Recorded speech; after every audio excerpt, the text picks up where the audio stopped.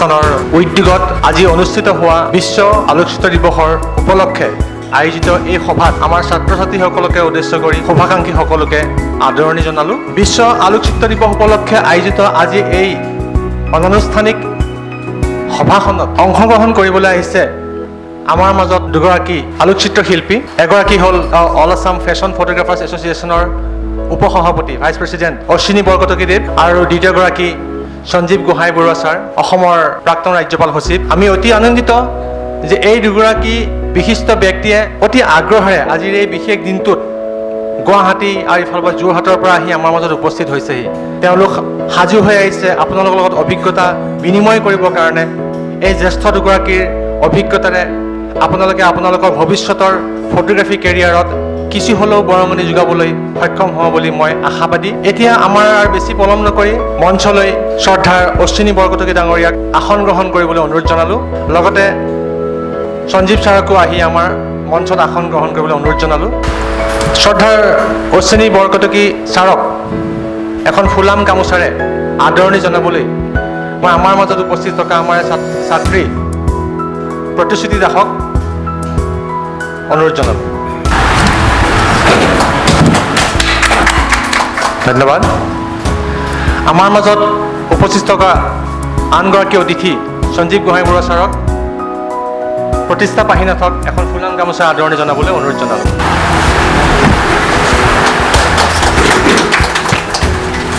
ধন্যবাদ।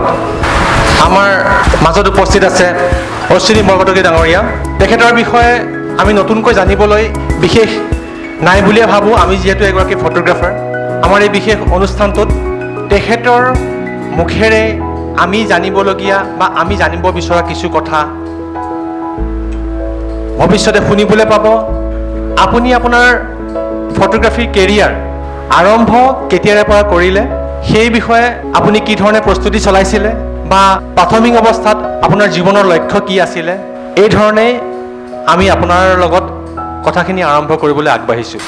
মই আচলতে কি হৈছিলে, মই ফটোগ্ৰাফাৰ হ'ম বুলি কোনো কালে ভবা নাছিলোঁ। কাৰণ ভবা এটা কাৰণে আছিলোঁ, ফটোগ্ৰাফীটো খুব ভাল পাওঁ, কিন্তু ফটোগ্ৰাফাৰ প্ৰফেশ্যনেল ফটোগ্ৰাফাৰ হ'ম বুলি অন্ততঃ। আৰু সেই সময়ত এমেচাৰ ফটোগ্ৰাফাৰ, প্ৰফেশ্যনেল ফটোগ্ৰাফাৰ ইমান বেছি এইবিলাক একো নাছিলেই। তাৰমানে চিৰিয়াছলি চিন্তাই কৰা নাই সৰু ল'ৰা এটা সেই সময়ত। এতিয়া কেনেকুৱা প্ৰফেশ্যনেল ফটোগ্ৰাফী বুলি ক'লে আমিতো সেই ষ্টুডিঅ'বোৰ চিনি পাওঁ। ষ্টুডিঅ'বোৰত কাম কৰে তেখেতসকলে, ফটো তোলে। আৰু সেই সময়ত আমি কিবা কৰিব, কিবা এটা যে ইনকাম কৰিম ফটোগ্ৰাফী কৰি আমি ভবা নাই। আৰু ষ্টুডিঅ' খোলা আমাৰ তেনেকুৱা কোনো টাৰ্গেটো নাছিলে আৰু নাজানিছিলোঁ আচলতে কথাবিলাক। নলিনী বৰুৱা ছাৰ আছে মোৰ গুৰু, তেখেত তেজপুৰৰ। তেখেতে সেই সময়ত কৰি আছে, কিন্তু এতিয়াৰ নিচিনা ইণ্টাৰনেট একো নাছিলে, আমি গম নাপাওঁ কথাবিলাক। এতিয়া পদুম বুঢ়াগোহাঁই তেখেত ঢুকাইছে, তেখেত অইলৰ ভিজুৱেল আৰ্টিষ্ট আছিলে। তেখেতে ডিগবৈত বহুত ভাল কাম কৰি আছিলে, কিন্তু আমি গম নাপাওঁ তেতিয়া প্ৰথম মোক দেউতাই এখন কিতাপ কিনি আনি দিছিলে। যোৰহাটৰ তেতিয়া অসম মহোৎসৱ হয়, 5 টকাৰ এখন কিতাপ, নামটো ফটোগ্ৰাফী। সেইখন লিখিছিলে ডক্টৰ আনন্দ চন্দ্ৰ দত্তই। তেখেতে সেই কিতাপখন প্ৰথম মই সেই কিতাপখন পঢ়িছোঁ। আৰু তেতিয়া মই প্ৰথম গম পাইছোঁ যে কিবা কিবি আছে দেখোন কেমেৰাটোৰ ভিতৰত। এইবোৰ কিবা মিৰ'ৰ লিখিছে, কিবা চাটাৰ লিখিছে, কি বস্তু এইবিলাক। কিতাপখন লৈ মই তেওঁৰ ওচৰত পাইছিলোঁগৈ। মানুহজন খুব কাঢ়া আৰু কি আচলতে মৰমীয়াল। মোৰ ইনষ্টিটিউটটো তেখেতে ইনগ্ৰেশ্যন কৰিছে। আৰু তেখেত এটা ইণ্টাৰেষ্টিং কেৰেক্টাৰ। তেখেতে জাষ্ট হায়াৰ ছেকেণ্ডেৰী পাছ, কিন্তু ডিব্ৰুগড় ইউনিভাৰ্চিটিয়ে তেখেতৰ ক্লাছত ডক্টৰেট ডিগ্ৰী দিব লগা হ'ল। অসমৰ গছ লতা পাত এনেকুৱা এখিলা পাত নাই, তাৰমানে এনেকুৱা এটা লতা নাই য'ত তাত ডেছক্ৰিপশ্যন নাই। তাৰ কিতাপ 3খন আছে। তেনেকুৱা ধৰণৰ এজন মানুহ। তেওঁৰ ওচৰত গ'ল, তেওঁ হ'ল সৰু ল'ৰা এটা, ইয়াতো কেমেৰা নাই। তাৰপিছত কিবা কিবি অলপ ক'লে, এইটো চাটাৰ কয়, এইটো মিৰ'ৰ কয়। কেমেৰা এটা উলিয়াই আনিলে, সেইটো পিন হ'ল কেমেৰা বুলি কয় বুলি মই পিছতে গম পাইছোঁ। তাৰপিছত নহ'লগৈ কামটো। ঘৰত দেউতাক ক'লোঁ, দেউতাই এইটো নুশুনে এইবিলাক কথা, কি কৰিবি। তাৰপিছত মায়ে অলপ বুজি পায় কথাবিলাক। মা 3 বছৰ বেষ্ট এক্ট্ৰেছ আছিলে। তেতিয়া শ্বিলঙত মাহঁতৰ সময়ত, মাহঁত পঢ়ি থাকোঁতে শ্বিলঙত ৰাজধানী আছিলে, তাত ইণ্টাৰ স্কুল কিবা হয়। মা 3 বছৰ বেষ্ট এক্ট্ৰেছ আছিলে। গতিকে মাৰ অলপ সেই চেঞ্চটো আছে। মায়ে তেতিয়া কেমেৰা এটা কিনি আনিছিলে, প্ৰিমিয়াৰৰ দীঘলীয়া কেমেৰা এটা, আৰু কোডাকৰ কেমেৰা আছিলে। সেই কেমেৰাটো লৈ মই ফটো তুলি ফুৰোঁ। তেনেকৈ ফটো তুলি ফুৰোঁ। তাৰপিছত ইমান একো নলেজ নাই আৰু এইবিলাকৰ ওপৰত, ভাল পাওঁ বস্তু লওঁ। আৰু কেমেৰাটো লোৱা লৈ পেলাই সমস্যা মানে এনেকুৱা হয়, মায়ে ৰীল খুৱাই থয় 36 কপি, মই নি খৰচ কৰি পেলাওঁ, তলা মাৰি থয়। তাৰপিছত ৱাছ কৰি অনাৰ পিছত দেখে ক'ৰবাত মধুৰিৰ ফটো, ক'ৰবাত পদুম ফুলৰ ফটো। গালি পাৰে, কিন্তু ইমান বেছি বেয়াকৈও গালি নাপায় তাৰমানে, মায়ে অকণমান বুজি পায় এইবিলাক কথা। তেনেকৈ এদিন নলিনী বৰুৱা ছাৰৰ ওচৰত আহিলোঁ। ছাৰে দেখিলেতো সৰু ল'ৰা এটা অকলে আহিছে, ছাৰটো ছিৰিয়াছ হৈ গ'ল, তই ঘৰত কৈ আহিছ নাই? মই বোলো মায়ে জানে। তই কেনেকৈ শিকিবি, তোৰ কেমেৰাও নাই আৰু ইয়াত তই থাকি ল'ব লাগিব, তই পঢ়ি থকা নাই জানো? মই বোলো পঢ়ি আছোঁ। কেনেকৈ শিকিবি? ছাৰ মই কলেজ ভালকৈ নকৰোঁ, তেতিয়া হায়াৰ ছেকেণ্ডেৰী ইমান নেকি, মই কলেজ ভালকৈ নাযাওঁ ছাৰ, মই 2 মাহমান থাকি ল'ব পাৰিম। নাই তই যা, পিছত মই তোক শিকাম, অকণমান ডাঙৰ হ, কেমেৰা এটা ল, ঘৰত ক আৰু গাৰ্জেন লৈ আহিবি, মই তোক শিকাম। তেনেকৈ ছাৰৰ ওচৰত নহ'লে ছাৰে পিছত মোক শিষ্য কৰিলে। আৰু যি সময়ত শিষ্য কৰিলেগৈ তাৰমানে, সেই সময়ত তেওঁ মোক এপাৰচাৰ চাটাৰ শিকাবৰ কাৰণে প্ৰয়োজন নহ'ল। তাৰমানে তেওঁ মোক বেলেগ কিছুমান বস্তুৱে শিকাবলৈ ল'লে, যিখিনি তাৰমানে তেওঁ যিখিনি আগতে নলেজ দিছিলে ষ্টুডেণ্টক, সেইখিনি এপাৰচাৰ চাটাৰ স্পীড, কেনেকৈ এক্সপ'জাৰ কম্পেনচেশ্যন কৰিব লাগে সেইখিনি। কিন্তু মোক তেওঁ ভিতৰুৱা বস্তুখিনি মোক দিবলৈ সুবিধা পালে, কাৰণ মই আগতে সেইখিনি শিকি গৈছোঁ। আৰু তেওঁ পটককৈ তাৰমানে কাকো বিশ্বাসত নলয়ো। তাৰমানে এনেকুৱা এজন মানুহ, তেওঁৰ ওচৰলৈ গ'লেও নাপাত্তা কৰি দিয়ে, তাৰমানে সাংঘাতিক ধৰণে নাপাত্তা কৰি দিয়ে, তাৰমানে পাত্তাই নিদিয়ে কাকো। কিন্তু তেওঁ মোক কি দেখি ক'ব নোৱাৰোঁ, মানে শিষ্য কৰিলে মই নাজানো। আৰু মোৰ আটাইতকৈ ডাঙৰ এচিভমেণ্ট ইয়াৰ আগৰ বছৰ ৱৰ্ল্ড ফটোগ্ৰাফী ডে আমাৰ গুৱাহাটী টাউন ক্লাবত কৰিছিলোঁ, আমাৰ এছ'চিয়েশ্যনৰ হৈ। মই ছাৰক সদায় ফটোবিলাক দেখুৱাওঁ, আৰু মই সদায় মোৰ ষ্টুডেণ্টবিলাকো কওঁ যে মই তহঁতৰ গুৰু, মোৰো গুৰু আছে। এতিয়া মই তাত এক্সিবিশ্যন কৰিলোঁ, 1000 মানুহ আহিলে চালে, কিন্তু মই জানো যে বহুতে বেয়া পাব বুলি মোক কৈ নিদিয়ে। মোৰ ফটোকেইখন সমালোচনা কৰিবলৈ বহুত থল আছে, কিন্তু বেয়া পাব বহুতে, ছাৰ বুলি মানে ছাৰ কৈ দিম বেয়া পাব। সেইকাৰণে মই তেওঁৰ ওচৰত যাওঁ, তেওঁ দেখিয়ে মোৰ ফটোকেইখন কি প্ৰব্লেম আছে ডাইৰেক্ট কৈ দিলে যে প্ৰব্লেম আছে। তাৰপিছত ঘপককৈ ক'লে, তই এটা কাম কৰচোন, এইখন প্ৰিণ্ট কৰি দে গোটেইখন, আৰু ফ্ৰেম কৰি দিবি, ফ্ৰেম। তাৰপিছত ছাৰ মই এইখন সজাম, মই মানুহক দেখুৱাম। মইতো আচৰিত, যিটো মানুহে মানে তেখেত এজন লিজেণ্ড, তোমালোকে নাজানা যদি তেজপুৰৰ নলিনী বৰুৱা, তেখেত এতিয়া এজ 90 years হৈছে, লগ কৰি আহিবা, তেখেতক লগ পাই। যেনেকৈ ভূপেন হাজৰিকা গানৰ ক্ষেত্ৰত, ফটোগ্ৰাফীৰ ক্ষেত্ৰত নলিনী বৰুৱা, সদায় মনত ৰাখিবা। এজো যথেষ্ট হৈছে, 90 years, গতিকে এতিয়াই পাৰিলে লগ কৰি তেখেতৰ লগত 2 এষাৰ কথা পাতি আহা। এতিয়া নাযাবা, চিটুৱেশ্যন বেয়া, কেনেকৈ ইনফেকশ্যন আহি গ'লে খবৰনাক হ'ব, অকণমান পৰিৱেশটো ভাল হ'লে যাবা। তেনেকৈ তোমাৰ ঠিক 98 মানত, এতিয়া মই নাজানো ফটোগ্ৰাফী যে এনেকৈ মানে ক'ৰবাত শিকায়, এনেকুৱা এডুকেশ্যন আছে, কিবা আছে। মোক ঘপককৈ ক'লে যে গুৱাহাটীত এখন ইনষ্টিটিউট খুলিছে, তেখেত আছিলে শিৱানন্দ বৰুৱা। তাৰপিছত ঘৰততো এতিয়া ফটোগ্ৰাফীত নিদিয়ে। তাৰপিছত তেনেকুৱাতে কি হ'ল, মাল্টিমিডিয়া কোৰ্চ এটা আহিছিলে। মাল্টিমিডিয়াটো তাৰমানে কেইবাটাও মিডিয়াৰ তাত ফটোগ্ৰাফীটো আছিলে। এতিয়া মাল্টিমিডিয়া কোৰ্চবিলাকত কিন্তু ফটোগ্ৰাফী নাই। আমি যেতিয়া প্ৰথম আৰম্ভ কৰিছিলোঁ তেতিয়া ভিডিঅ'গ্ৰাফী আৰু ফটোগ্ৰাফী আছিলে, কিন্তু পূৰা নহয়। তাৰমানে ফটোশ্বপটো বহুত ভালকৈ শিকায়, কিন্তু ফটোশ্বপটো কৰিবৰ কাৰণেই তাৰমানে যিখিনি ফটোগ্ৰাফীৰ প্ৰয়োজন সেইখিনি শিকায়। গতিকে মই তাত আহি এডমিশ্যন ল'লোঁ, লৈ পেলাই শিৱানন্দ বৰুৱা তাত আহিলোঁ। আহি পেলাই কি হ'ল, তাত দেখিলোঁ নহয়, মানে যিটো ফিজ কৈ দিলে, এইফালে মাল্টিমিডিয়াটো মই দিব লাগে, এইফালে শিৱানন্দ বৰুৱাৰ তাত সেই সময়ত 5000 নে 6000 কৈছিলে। সেই সময়ত 5-6 বহুত পইচা আছিলে, নোৱাৰিলোঁ শিকিব। তাৰপিছত মই যি জেগাত আছিলোঁ ভাড়ালৈ, তাত মোৰ এজন বন্ধু আছিলে পংকজ মহন্ত, সিয়ে মই একেলগে থাকোঁ। তেখেত 31 জুন চিনেমাখনৰ হিৰো আছিলে পংকজ মহন্ত। আৰু তেতিয়া মানে আমাৰ সেইটো আৰ্টিষ্ট কলনীৰ নিচিনা আছিলে, আৰু প্ৰায়বিলাক আৰ্টিষ্ট আমাৰ তালৈ যায়। এতিয়া পাৰ্থ সাৰথী বৰুৱা বুলি এজন আহে আমাৰ তালৈ। তেখেত সেই সময়ত ৱৰ্কশ্বপ কৰিছিলে, আৰু তেখেত ফেশ্বন ফটোগ্ৰাফীত মানে প্ৰথম বুলি ক'ম, অসমৰ প্ৰথম মানে। আৰু তেখেত তেতিয়া বিক্ৰম ৰায়মেধি বুলি এজনে আৰম্ভ কৰিছিলে, মেঘনা ৰায়মেধি, বিক্ৰম ৰায়মেধি জাষ্ট আৰম্ভহে কৰিছিলে। সেই তেওঁলোকৰ লগত পাৰ্থদাই কাম কৰে। এতিয়া পাৰ্থদাই মোক টেকনিকেলি প্ৰথম মানে শিকাইছে যে এইটো এপাৰচাৰটো এনেকৈ চেঞ্জ কৰে, এইটো চাটাৰ স্পীড এনেকৈ লয়, ৰীলটো এনেকৈ ভৰাই। তাৰপিছত মোক তেতিয়া সেই বিক্ৰম ৰায়মেধিৰ শ্ব'বিলাকত পাৰ্থদা যাব নোৱাৰিলে, গুৱাহাটীত নহয়, গুৱাহাটীত আচুৰ প্ৰব্লেম, অমুকৰ প্ৰব্লেম, এনেকুৱা ফেশ্বন শ্ব' কৰিবলৈ নিদিয়ে, শ্বিলঙত গৈ কৰেগৈ।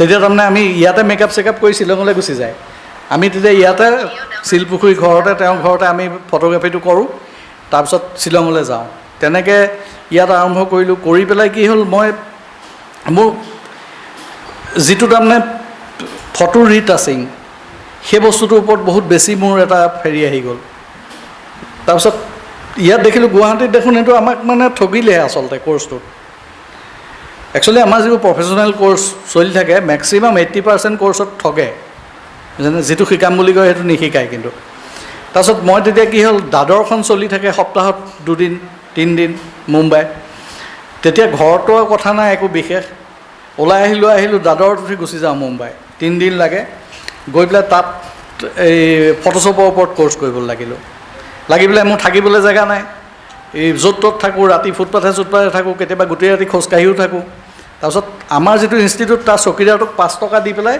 ৰাতি 9টা বজাৰ পিছততো ইনষ্টিটিউট খালী হৈ যায় তাৰ চকীদাৰটোক 5 টকা দি পেলাই ইনষ্টিটিউটটোৰ সেই য'ত ছেক্ৰেটাৰী টেবুলখন আছে টেবুলখনৰ পিছফালে মই শুই থাকোঁ তাক 5 টকা দি পেলাই আৰু ৰাতিপুৱা তাৰমানে 8টা বজাৰ আগতে মই লেট্ৰিন বাথৰুম কৰি ক্লিয়াৰ কৰি সেই জেগাৰ পৰা মই পলাব লাগিব চকীদাৰে গম পায় তাৰপিছত তেনেকৈ শেষত ৰিচিপশ্যনিষ্টজনীয়ে গম পালে যে মই এনেকুৱা এটা কাণ্ড কৰি আছোঁ প্ৰথমতে দম দিছিলে তাৰপিছত তাই সম্বন্ধীয় খুৰাক এজনৰ ওচৰত পঠিয়াই দিলে অৰবিট ষ্টুডিঅ' বুলি এটা আছে এই অৰবিট ষ্ট্ৰীট বুলি এটা ৰাস্তা মালাত বুলি এটুকুৰা জেগাত তই তাত থাকিব পাৰিবি তইতো ফটোগ্ৰাফীটো তই এনেও ভালেই পাওঁ তই তাত থাকিব পাৰিবি এইবোৰ ঝাৰু চাৰু মাৰি অকণমান সহায় কৰি দিবি আৰু তাত গৈ পেলাই আৰু থাকিবলৈ মানে কি আৰু দিনটোতো থকাৰ জেগা নাই দিনটো ষ্টুডিঅ'ত কাম কাজ চলি থাকে আমি লাইট ধৰোঁ হেৰি কৰোঁ তাৰপিছত তেনেকৈ কৰি পেলাই তোমাৰ ঝাৰু মাৰোঁ চাফা কৰোঁ লেট্ৰিন বাথৰুমত পানী ঢালোঁ তেতিয়া ফ্লেছ খুব কম ফ্লেছ নাছিলে কণ্টিনিউৱাছ লাইটত কাম কৰিব লাগে তাৰপিছত মোৰতো অলৰেডি আইডিয়া যথেষ্টখিনি আছেই কাৰণ ইয়াত মই মাল্টিমিডিয়া কোৰ্চ কৰি যোৱা কিন্তু সিহঁতি মোৰ হেৰিটো ভাল পালে যিটো ফটোশ্বপত ৰিটাচিং কৰা কাৰবাৰটো সিহঁতি ভাল পালে পিছত মানে এনেকুৱা হ'ল যিজন তাৰ মালিক তেওঁ শ্বুট কৰাৰ আগতে মোৰ পৰামৰ্শ লয় তাৰমানে এনেকৈ কৰিলে লাইটখিনি এনেকৈ কৰিলে তই পিছত সুবিধা পাবি নেকি কৰোঁতে পিছত তেওঁ লাহেকৈ মানে মোৰ ওপৰত বহুতখিনি ডিপেণ্ড কৰিবলৈ ল'লে আৰু মানে তেতিয়া একদম পাৰ্মানেণ্টলি থকা নহয় তাৰমানে অহা যোৱা এমাহ 2 মাহ আছোঁ আকৌ গুচি আহিছোঁ তেনেকৈ তাৰপিছত মোটামুটি এটা জেগা লৈছিলোঁগৈ তাৰমানে সেই ষ্টুডিঅ'টোত বা সেইখিনি ওচৰৰ ষ্টুডিঅ' 2-এটা মই ভাড়ালৈ লৈছোঁ তাত আকৌ ষ্টুডিঅ' ভাড়ালৈ লোৱা ছিষ্টেম এটা আছিলে তেনেকুৱাতে মোৰ মেকআপ আৰ্টিষ্টৰ লগত অকণমান জেং হৈ গ'ল তাত মানে মেকআপ আৰ্টিষ্টখিনি বৰ জামেলা এই সেইবিলাক পিছত ভালকৈ ক'ম এতিয়া ইমান মই ডিটেইলছ নকওঁ তাৰপিছত মই গুচি আহিব লগা হ'ল কলিকতাত আহি আকৌ কি হ'ল মই মাল্টিমিডিয়া পঢ়োঁতে ডিমাপুৰ বেংগলী ল'ৰা এটাৰ লগত মানে মোক খুব সাংঘাতিক দোস্তি আছিলে সি আকৌ কলিকতাত সিহঁতৰ পুৰণা ইনষ্টিটিউটটো সি চম্ভালিবলৈ লৈছে সি মোক লৈ আহিলে তাত আহি পেলাই সি 2-3টা ষ্টুডেণ্ট গোটাই দিলে ফটোগ্ৰাফী সিহঁত 3-4টা মানে মোটামুটি মই কাম কৰিব পৰা ধুনীয়া কৰি দিলোঁ আৰু তেনেকুৱাতে এটা নাম এটা আহিলে তাৰপিছত 2-4 ষ্টুডেণ্টো আহিবলৈ ল'লে তেনেকুৱাতে মোৰ ঘৰত লাগি গ'ল জামেলা কিবাকিবি পৰিয়ালৰ সমস্যা তাৰপিছত গুচি আহিলোঁ যোৰহাট গুচি আহি পেলাই আৰু মোৰ মানে এটা বস্তু আছিলে কি মই বহুত বস্তু শিকিছিলোঁ মানে এনেকুৱা আপোনাৰ ধৰক এতিয়া মোৰ লগত মেকআপ আৰ্টিষ্টে কাম কৰিবলৈ ভয় কৰে মানে মই যেতিয়া মই ফেশ্বন ফটোগ্ৰাফী কৰিম বুলি মই সিদ্ধান্ত ল'লোঁ তেতিয়াই মই মেকআপটো কোৰ্চ কৰিলোঁ এতিয়া মই মেকআপো কৰিব পাৰোঁ মোৰ যদি মেকআপ আৰ্টিষ্ট নাহে মই নিজে মেকআপ কৰি ল'ব পাৰোঁ খালি মই নকৰোঁ এটা কাৰণেই যে মানে ৰেপুটেশ্যনটো বেয়া হয় ফটোগ্ৰাফাৰজনে মেকআপ কৰিছে ভাল নহ'ব নেকি তেনেকুৱা এটা কথা আহি যায় তাৰমানে কমাৰ্চিয়েল ফিল্ডত সেইকাৰণে নকৰোঁ কিন্তু মেকআপ আৰ্টিষ্টখিনিয়ে মোৰ পৰা তাৰমানে লুকাব নোৱাৰে বহুত মেকআপ আৰ্টিষ্টে চিমাৰ মাৰি দিয়ে চিমাৰ মাৰি পেলাই কাম কৰা ষ্টাইলটো আছে তাত লাইটৰ ওপৰত বহুত ৰিক্স আহি যায় লাইটত খেলিব লগা হয় তেনেকৈ বহুতে চিমাৰ নেমাৰে চিমাৰ মাৰিলে চিমাৰটো হ'ল পলিচ এটা বাৰ্নিছ যেনেকৈ মাৰে চিকচিকাই যায় এই বিয়াবোৰত মাৰে গাঁৱৰ বিয়াবোৰত চিকচিকাই কইনাজনী বহুত ধুনীয়া হৈ যায় কিন্তু কেমেৰাত বাৰ্ণ হৈ যায় তাৰমানে ৰিফ্লেকশ্যন আহি যায় তাত তেনেকৈ তোমাৰ কলিকতা পালোঁহি কলিকতাত মানে বেলেগ এটা পৰিৱেশ পাই গ'লোঁ তাত মানে কলেজ ষ্ট্ৰীটৰ পৰিৱেশটো পালোঁ মই আছিলোঁ তাৰ ওচৰতে আমহাৰ ষ্ট্ৰীট বুলি এটা জেগাত তাৰপিছত তাত মানে সাহিত্যৰ সংস্কৃতি বেলেগ হেৰি পালোঁ নাটকৰ বহুত কিবাকিবি পালোঁ তাৰপিছত আৰু আকৌ কলিকতাৰ পৰা যোৰহাটলৈ আহিব লগা হ'ল আহোঁতে যোৰহাটত কি হ'ল মই প্ৰেছ খুলিলোঁ কাৰণ ফটোগ্ৰাফী কৰিতো খাব নোৱাৰিম যোৰহাটত আৰু ঘৰত এনেকুৱা এটা সমস্যা তাৰমানে মই এতিয়া ক'তো যাব নোৱাৰোঁ তাৰমানে মই ঘৰতে থাকিব লাগিব দেউতা মোৰ ট্ৰেন্সফাৰ হৈ গ'ল বঙাইগাঁৱলৈ, ভাইটি ইঞ্জিনিয়াৰিং পাছ কৰিছে, নুমলীগড়ত চাকৰি পালে, মাৰ ইউটেৰাছৰ অপাৰেশ্যন হৈছে, মা কোৰ্টত কাম কৰে, অনা নিয়া কৰিব লাগে। তাৰপিছত আৰু মই প্ৰেছ এটা আনি পেলাই খুলিলোঁ, তাতে ষ্টুডিঅ'ও খুলিলোঁ একেলগে, ষ্টুডিঅ' প্ৰেছ গোটেইখিনি একেলগে। তেনেকৈ কৰি পেলাই তাৰমানে পিছত প্ৰেছৰ কাম বেছি আহিবলৈ ল'লে, ষ্টুডিঅ' কামটো ইমান নহয়। তাৰপিছত এদিন মানে বৰ কিবা হতাশ হৈ গ'লোঁ, মই ভাবিলোঁ এইবোৰ কৰিবলৈকে আছোঁ নেকি, এই ৰচিদ বহি প্ৰিণ্ট কৰিব লাগে আৰু কোনো ক্ৰিয়েটিভ কাম নাই, অহাখিনিকে আহি থাকে এই ৰচিদ বহি ক'ৰবাৰ সেই দুৰ্গা পূজাৰ লিফলেট, তেনেকৈ 2 বছৰমান কৰিলোঁ। কৰি পেলাই এদিন গোটেইসোপা বেচি পেলাই আকৌ গুচি গ'লোঁ কলিকতা। গৈ পেলাই তাত গৈ পেলাই ফ্ৰীলেন্স কৰিবলৈ লাগিলোঁ। অজিত দাস বুলি এজন ফেশ্বন ফটোগ্ৰাফাৰ আছে, তেওঁৰ লগত মই এছিষ্টেণ্ট হিচাপত ল'লোঁ। আৰু মই য'ত এছিষ্টেণ্ট হওঁ তাৰমানে তাত মই মোক পালে তেওঁলোক গুচি যায় ষ্টুডিঅ' এৰি পেলাই। তেখেতটো মাজুলী গুচি আহিলে মোক ষ্টুডিঅ' এৰি, এনেকুৱা হ'ল তাৰমানে, তেওঁ গুৰু থাকে মাজুলীত। তাৰপিছত তেনেকৈ তোমাৰ কৰি আছোঁ। তেনেকুৱাতে কি হ'ল, ফেচবুকটো আহিছে। তেতিয়া মই ক'ত কি কৰি আছোঁ কোনেও গম নাপায়, কাৰণ সেই সময়ততো আমাৰ এতিয়া কি হৈছে, তোমালোকে কিবা এটা কাম কৰাৰ আগত তোমালোকে চিন্তা কৰা যে মই ছ'চিয়েল মিডিয়াত কেনেকৈ দিম। আমাৰতো সেইবিলাক কোনো ধান্দাই নাছিলে, ছ'চিয়েল মিডিয়া কি একো নাজানিছিলোঁ। ফেচবুকটো প্ৰথম মোৰ আৰম্ভ হৈছিলে কেনেকৈ, মই তাৰমানে যেতিয়া ঘপককৈ এব্ৰাপ্টলি গুচি আহিব লগা হ'ল, মোৰ কেইটামান ষ্টুডেণ্ট আছিলে কলিকতাত, তাত তাৰমানে ইনষ্টিটিউশ্যনৰ নিচিনাই হৈছিলে, তাৰমানে স্নেহা গ্ৰাফিক্স বুলি কয় তাত। তাৰমানে এইটো নতুনকৈ এটা মানে ফটোগ্ৰাফী ট্ৰেইনিং দিয়া এটা নতুনকৈ আৰম্ভ হৈছে তাত। আগতে গ্ৰাফিক্সৰ কাম হৈছিলে, ৰাতিপুৱা মই ফটোগ্ৰাফী ক্লাছ কৰোঁ। তাৰপিছত মই ঘপককৈ গুচি আহিব লগা হ'ল, সিহঁতৰ ক'ৰ্চ আধাখিনিয়ে হ'ল। তেতিয়া তাৰমানে কি হ'ল, তাক মই ইয়াতে যোৰহাটৰ এটা ল'ৰাক ৱেবছাইট এটা বনাবলৈ দিছিলোঁ। তাক মই এটা চৰ্ত দিছিলোঁ যে ৱেবছাইটটোৰ থ্ৰুৱেদি এতিয়া যে জুম যেনেকৈ কৰে জুমত, তেনেকৈ এটা লিংক লগাই দিব লাগিব যাতে মই মানে ক্লাছ কৰি থাকিব পাৰোঁ। তাৰপিছত সি কি কৰিলে, সিহঁতৰ লগত কণ্টেক্ট এটা যাতে মই থাকিব পাৰোঁ, সি বনালে, মোৰ পৰা পইচা ল'লে, লৈ পেলাই সেই অপশ্যনটো নাই নহয়। তাৰপিছত মইতো তাক ধৰিলোঁ, মইতো এনেকৈ কোৱা নাছিলোঁ তোক, মইতো কৈছিলোঁ যে সিহঁতৰ লগত মই কানেকশ্যন কৰিব পৰা এটা সুবিধা দিব লাগিব ফেচবুকত। সি তেতিয়া কি কৰিলে, ফেচবুকৰ আইকনটো আনি পেলাই মোৰ ইয়াত পাতি দিলে, ৱেবছাইটটোত ক্লিক কৰি দিলে, ফেচবুকলৈ গুচি যায়। তাত গৈ পেলাই সিহঁতি মোৰ ফ্ৰেণ্ড লিষ্টলৈ আহিলে। সিহঁতক মই ফেচবুকৰ থ্ৰুৱেদি, এতিয়া মেছেঞ্জাৰ নাই, লিখি সিহঁতৰ ফটোবোৰ প'ষ্ট কৰে, মই আকৌ এনেকৈ কাগজত হেৰি কৰি পেলাই সিহঁতক হেৰি কৰোঁ তেনেকৈ। তাৰপিছত দেখিলোঁ ইজন মানুহ সিজন মানুহ দেখোন ওলাই থাকে, চিনাকি লগৰ ল'ৰা এটামান পালোঁ। তাৰপিছত গম পাইছোঁ এইটো ফেচবুক, ইয়াত দেখোন বহুত মানুহ আছে। তাৰপিছতে তেনেকৈ তাৰপিছত ফেচবুকত মই মোৰ কামবোৰ দিবলৈ আৰম্ভ কৰিলোঁ, দিয়া দেখিলোঁ। সেইটো বহুত মানে 10 চনৰ আগৰ কথা। তেনেকুৱা এটা সাংকপ কৌশিক বৰুৱা বুলি এজন আছিলে। সাংকপ কৌশিক বৰুৱা হ'ল তেতিয়া এদিনৰ সংবাদৰ তেখেত ছাব এডিটৰ আছিলে। শান্তনু কৌশিক বৰুৱা, সাংকপ দা ককায়েক খেলি মেলি হৈ গৈছে কওঁতে, এই ওচৰ যোৰহাটৰে তেওঁলোক অৰিজিনেল। তেখেত হ'ল শান্তনু কৌশিক বৰুৱা, তথ্য সংবাদ, তাত তেখেত তাৰ ছাব এডিটৰ আছিলে। তাৰপিছত তেখেতে মোক ক'লে, নাই তোমাৰ ইয়াত প্ৰয়োজন, তুমি আহিব লাগিব।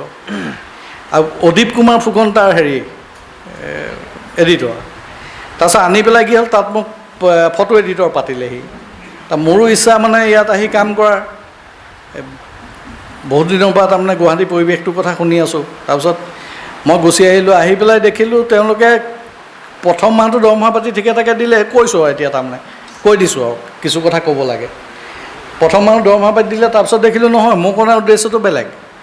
তেতিয়া তাৰমানে নিয়মীয়া বাৰ্তা বুলি এখন পেপাৰ খুলিছিলে, আৰু ইমানেই সিহঁতৰ গেট আপ ভাল আৰু পেজ বঢ়াই দিলে, সিহঁতৰ তাৰমানে কি হয় গোটেই পেপাৰবিলাক তাৰমানে নিয়মীয়া বাৰ্তাখন ওলমাই থ'লে বাকীবোৰ পেপাৰ মানুহে নাচায়।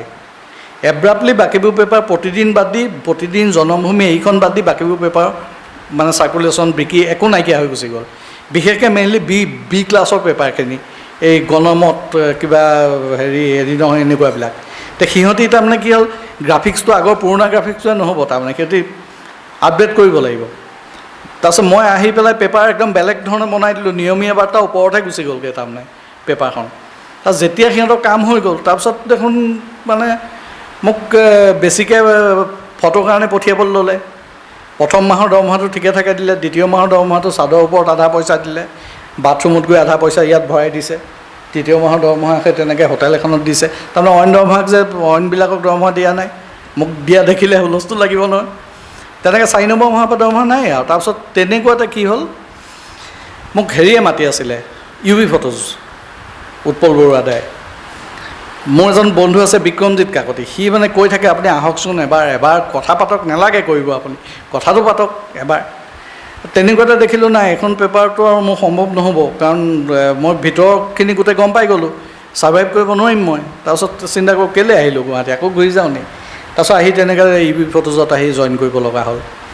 কৰিলোঁ তাত প্ৰায় 2 বছৰ ইনষ্টিটিউটটো। মই প্ৰথম যাওঁতে 2টা মাত্ৰ ষ্টুডেণ্ট, মই যেতিয়া ওলাই আহিছোঁ তাৰপৰা তেতিয়া পাৰ মন্থ 20টা 25টালৈকে ষ্টুডেণ্ট এডমিশ্যন হোৱাৰ ব্যৱস্থা হৈ গ'ল। তাৰমানে মই জইন কৰাৰ পিছৰ পৰা মানে ষ্টুডেণ্ট, কাৰণ মই ফুল টাইম দি দিলোঁতো, আগতে ফেকাল্টি নাছিলে। আৰু তেতিয়া অলপ তাৰমানে মোক চিনে যে এজ এ ফেকাল্টি অসমত তেতিয়া ফেকাল্টি নায়েই চাবলৈ গ'লে। এই তপন দাস ছাৰ আছে, তাৰপিছত UB ফটোজৰ উৎপল বৰুৱা দাই কৰে, তাৰ বাহিৰে তেনেকৈতো ফেকাল্টি নাই। যেতিয়া ফুল টাইম ফেকাল্টি আছে বুলি গম পালে তেতিয়া যথেষ্ট ষ্টুডেণ্ট আহিবলৈ ল'লে। তাৰপিছত কিবাকিবি কথা এনেকৈ 2 বছৰমান যোৱাৰ পিছত অলপ কিবাকিবি মতানৈক্য হ'বলৈ আৰম্ভ কৰিলে, সেইখিনি বাদ দিছোঁ। কাজিৰঙা ইউনিভাৰ্চিটিয়ে আকৌ প্ৰপ'জেল দিবলৈ আৰম্ভ কৰিলে যে তুমি যোৰহাটৰ ল'ৰা, তোমাৰ দৰকাৰ যোৰহাটত, আহা তুমি যোৰহাটলৈ। তাৰপিছত তেনেকৈ দৰমহা পাতি লৈ বাৰ্গেনিংবিলাক আৰম্ভ হ'ল। এটা সময়ত গৈ পেলাই ভাল দৰমহা এটাই দি দিলে। তাৰপিছত চিন্তা কৰিলোঁ যে শ্ৰীমতীয়েও ক'লে যে ছোৱালীজনী ডাঙৰ হৈছে, এতিয়া টিউশ্যন মোৰ বহুত বেছি অসুবিধা হৈছে, আৰু দেউতাৰো তেনেকুৱাতে মানে কেঞ্চাৰ ধৰা পৰিছিলে প্ৰথম এটা হেৰি। তাৰপিছত মাৰ ভৰি 2টা অপাৰেশ্যন, ভাইটিক গুজৰাটলৈ ট্ৰেন্সফাৰ কৰি দিলে ONGC। তাৰপিছত চব চিন্তা কৰি পেলাই তাৰমানে মই আহি কাজিৰঙা ইউনিভাৰ্চিটিত জইন কৰিলোঁ। মই ভাবিছিলোঁ এটা খুব সুন্দৰ পৰিৱেশ পাম তাত, কাৰণ মই তাৰ আগতে তেজপুৰ ইউনিভাৰ্চিটিত এটা ৱৰ্কশ্বপ কৰিছিলোঁ ফটোগ্ৰাফী। বহুত বস্তু মই স্কিপ কৰি গৈছোঁ দেই, কাৰণ বেছি দীঘলীয়া হৈ যাব। তাৰপিছত তেনেকুৱা এটা পৰিৱেশ পাম নতুন ইউনিভাৰ্চিটি। তাৰপিছত গৈ পেলাই দেখিলোঁ তাত মানে হিচাপ নিকাচৰ ইউনিভাৰ্চিটি সেইখন, তাৰমানে তাত কোনো বিশেষেই নাই, মানে আপোনাৰ কৰ্পৰেট ষ্টাইল, পূৰা ফুল কৰ্পৰেট ষ্টাইলৰ। তাত মানে ষ্টুডেণ্টক এনেকুৱা শিকোৱা যায়, ষ্টুডেণ্টখিনি কাষ্টমাৰ, তহঁতি কাষ্টমাৰক হেৰি কৰিবি নেকি, এনেকুৱা কথা যে কাষ্টমাৰ যদি তহঁতক ষ্টুডেণ্টে বেয়া ব্যৱহাৰ কৰে তহঁতি একো কৰিব নোৱাৰিবি। ষ্টুডেণ্টে মাষ্টৰক বেয়া ব্যৱহাৰ কৰে, ওলটাই মাষ্টৰজনৰ ওপৰতহে তাৰমানে তেওঁলোকে একশ্যন লয় যে কি হ'ল তই যে ষ্টুডেণ্টজনে তোক বেয়া ব্যৱহাৰ কৰিব লগা হ'ল, এনেকুৱা এটা পৰিৱেশ। তাত তেনেকুৱাতে দেখিলোঁ মই যে ইয়াত মানে নহ'ব, নোৱাৰিম, কাৰণ মই বেয়া পোৱাখিনিয়ে হ'বলৈ আৰম্ভ হৈছে এফালৰ পৰা। তাৰপিছত মই এতিয়া যোৰহাটত বহুতে কৈ আছে যে ইনষ্টিটিউটটা আৰম্ভ কৰক, আপুনি আহিলে যেতিয়া ইনষ্টিটিউট নাই যোৰহাটত, তেতিয়া মই ইনষ্টিটিউটটো আৰম্ভ কৰিছোঁ। আজি 8 বছৰ হ'ল। এইটো মানে আপাৰ আছামৰ প্ৰথম ফটোগ্ৰাফী ইনষ্টিটিউট।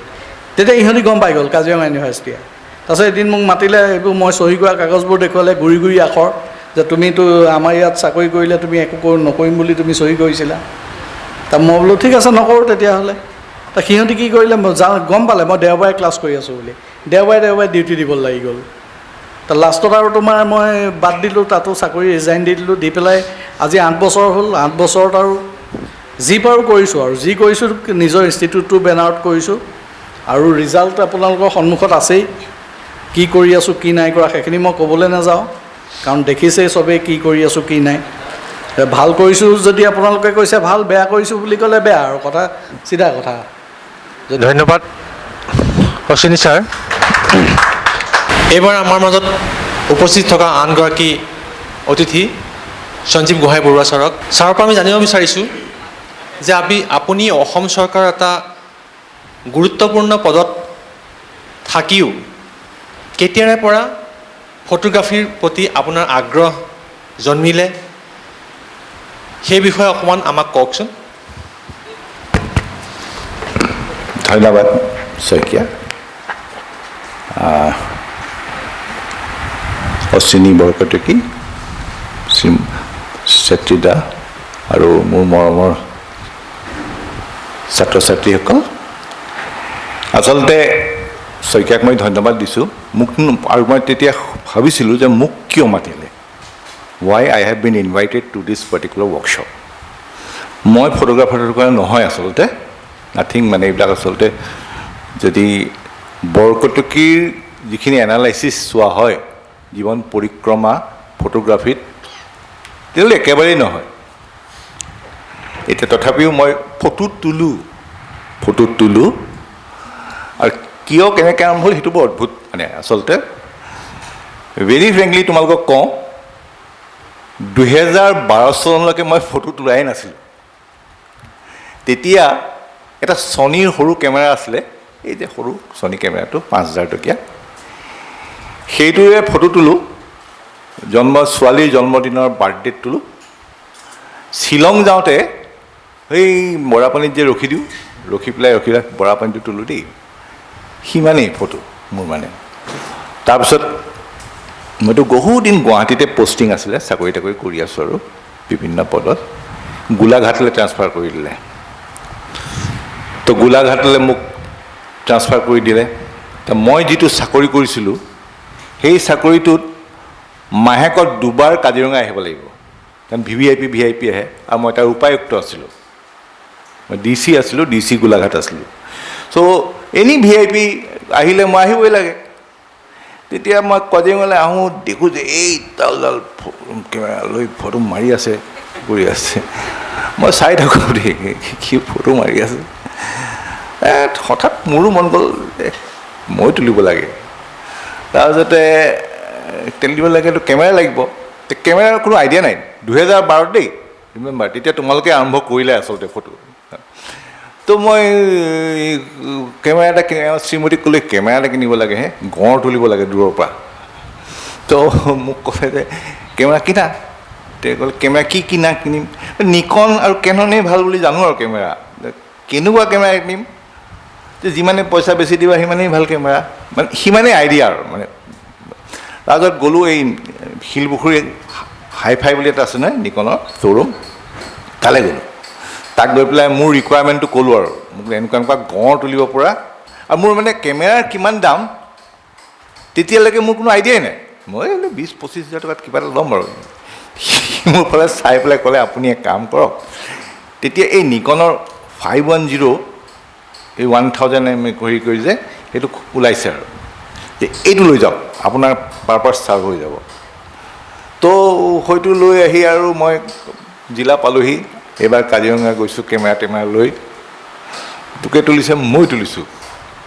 তুলি আহি আৰু এইবিলাক উপায়ুক্তই কেমেৰাত ফটো তুলিছে। আৰু মোৰ ADC-জনক দেখাওঁ, কেনেকুৱা হৈছে চাওকচোন। এই যাদৱ শইকীয়া মোৰ ADC দেই, আপোনালোকৰ DC।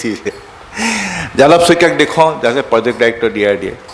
এতিয়া যাদৱ শইকীয়াক তাৰ সাহস আছে নেকি ক'বলৈ যে উপায়ুক্তই তোলা ফটোখন বেয়া বুলি? বঢ়িয়া বঢ়িয়া বুলি কয়। ৰেঞ্জ অফিচাৰক দেখাওঁ, ছাৰ আপোনাৰ ছবি মানে প্ৰফেশ্যনেলতকৈ ভাল। মই উঠি গৈ আছোঁ দেই। অল বুলশ্বিট, তাৰমানে এইবিলাক মিছা কথা কৈছিলে, এতিয়া ভালকৈ গম পাওঁ। তথাপিও কনফিডেঞ্চটো বাঢ়ি গৈ আছে। এই 510 দি মাৰি আছোঁ আৰু। কিন্তু 510 কেমেৰাটো আজিও মই ফিল কৰোঁ, যদি পোহৰ ভাল থাকে নহয়, সুন্দৰ ফটো, ভেৰি গুড। মানে তাৰ অলপ ৰিজলিউশ্যন কম হয়, কিন্তু ফটো মোটামুটি দেখনীয়াৰ হয় আৰু চলি যায়। তো গঁড়ৰ ফটো তুলি আছোঁ আৰু মাজে মাজে 2-4টা চৰাই। তেতিয়া ইন দ্য মিন টাইম তাতে 2-4জন, মৌচম শইকীয়া আছিলে, এখেতকে চিনি পাব কৰোঁ, মৌচম শইকীয়া, UV ফটো চটো চাই। মৌচম শইকীয়া মানে মোক অলপমান গাইড কৰে আৰু। মৌচম শইকীয়াক মাতি আনো যে এই শইকীয়া শিকাই দিয়কচোন। তো তেতিয়া মৌচম শইকীয়াই কয়, এবাৰ মানে মই কাজিৰঙা গৈ পেলাই, এতিয়া কাজিৰঙা চৰাইবোৰ আহিছে আৰু ঠিক নৱেম্বৰ-ডিচেম্বৰ মানত, যিটো মানে বিশেষকৈ বাৰ-হেডেড গুজবোৰ আহিছে। তো একদম বাৰ-হেডেড গুজবোৰ তোমালোকক তুলিছা থাকে, একদম ওচৰতে থাকেতো। তো গতিকে বাৰ-হেডেড গুজ 2টাৰ ফটো তুলিলোঁ। ফটোখন কিন্তু ভাল হৈছিলে, এনেই ভাল হৈ যায়। তেতিয়াতো ধৰা তেতিয়া কি 50খন ফটো তুলিলে 2-3খন এনেও ভাল হয়,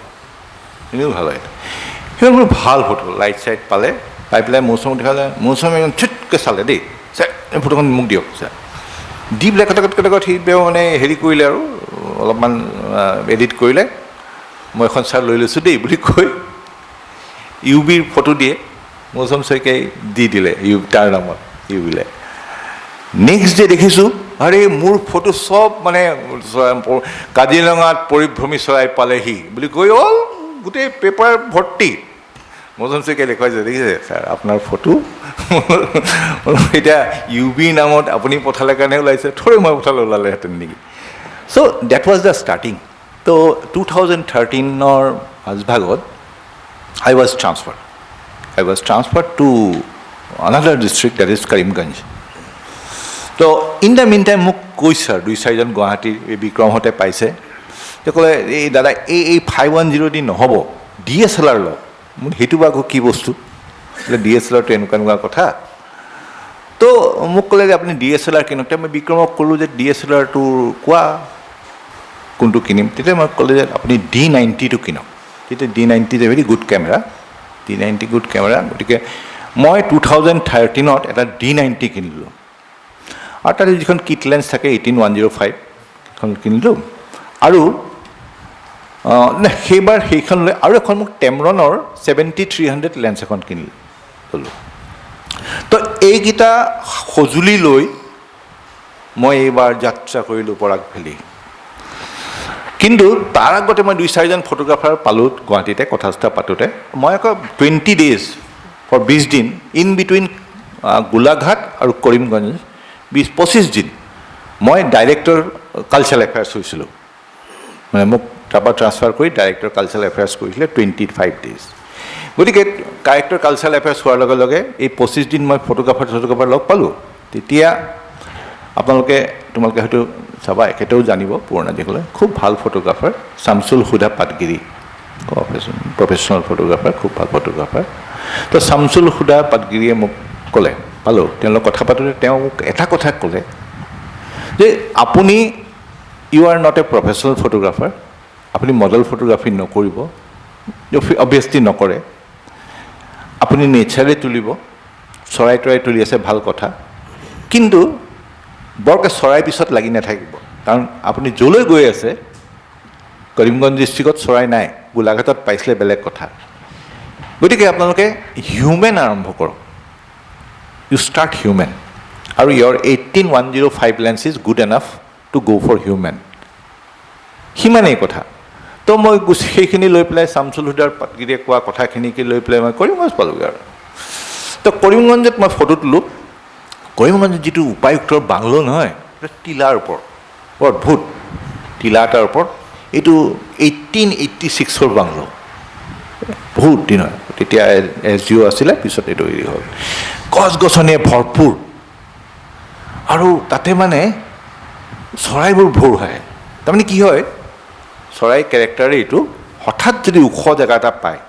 তাৰ যদি ঢেৰ গছ থাকে চৰাইবোৰ আহি তাত বহে প্ৰথম বিফ'ৰ দে মানে ডিছপাৰ্চ টু আদাৰ প্লেচেছ তো তেতিয়া মই দেখিলোঁ যে কিবা এখন লেন্স লাগে তো মই আকৌ সুধিলোঁ বিভিন্নজনক তেতিয়া তেওঁলোকে মোক ক'লে যে আপুনি প্ৰাইম লেন্স এখন লওক 300mm আৰু লগতে এটা কনভাৰ্টাৰ লৈ লওক 1.5 বা তেনেকুৱা তো এনেই সেইটো লৈ পেলাই মই এই ঘৰতে বহি বহি চৰাই ফটো তুলি থাকোঁ আৰু উপায়ুক্তটো যাবই লাগে ফিল্ডলৈ এক লেন্স পেন্স লৈ যাওঁ লৈ গৈ পেলাই য'তে ত'তে ফটো তুলি থাকোঁ নীতি ফটো তুলি থাকোঁ তাৰপিছত যিটো মোৰ প্ৰাইম কথা মই তোমালোকক কওঁ এই deputy commissioner is a very lonely person DC এজন বৰ লোনলি মানুহ আচলতে তেওঁৰ তালে উইদাউট মানে তেওঁৰ তালে কোনো মানুহ নাহে ব্যক্তিগত তেওঁৰ লগত কোনো কথা নাই আৰু তেওঁ যাব নালাগে নোৱাৰে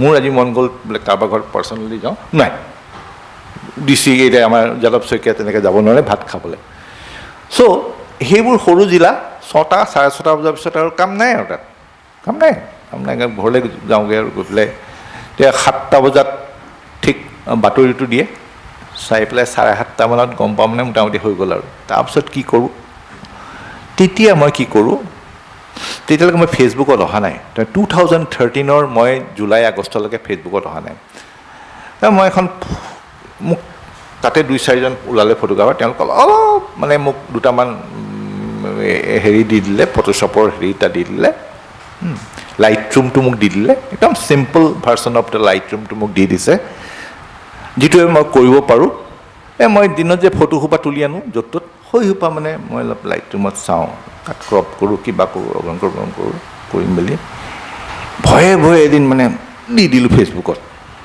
দি দিলোঁ যি হ'ব দেখা যাওক যিটো বোলে প্ৰায় 40টামান লাইক আহি গ'ল বুকু ফুলি গ'ল পোৱা লাগি গ'লে আৰে ছাৰ বোলে কি আছে এতিয়া মই মানে গন্তিত উঠিলোঁ তো এনি হাও দ'জ লাইকছৰ যে কোনো মানে নাই আজিৰ দিনটোত গম পাইছোঁ তো এনি হাও দিছ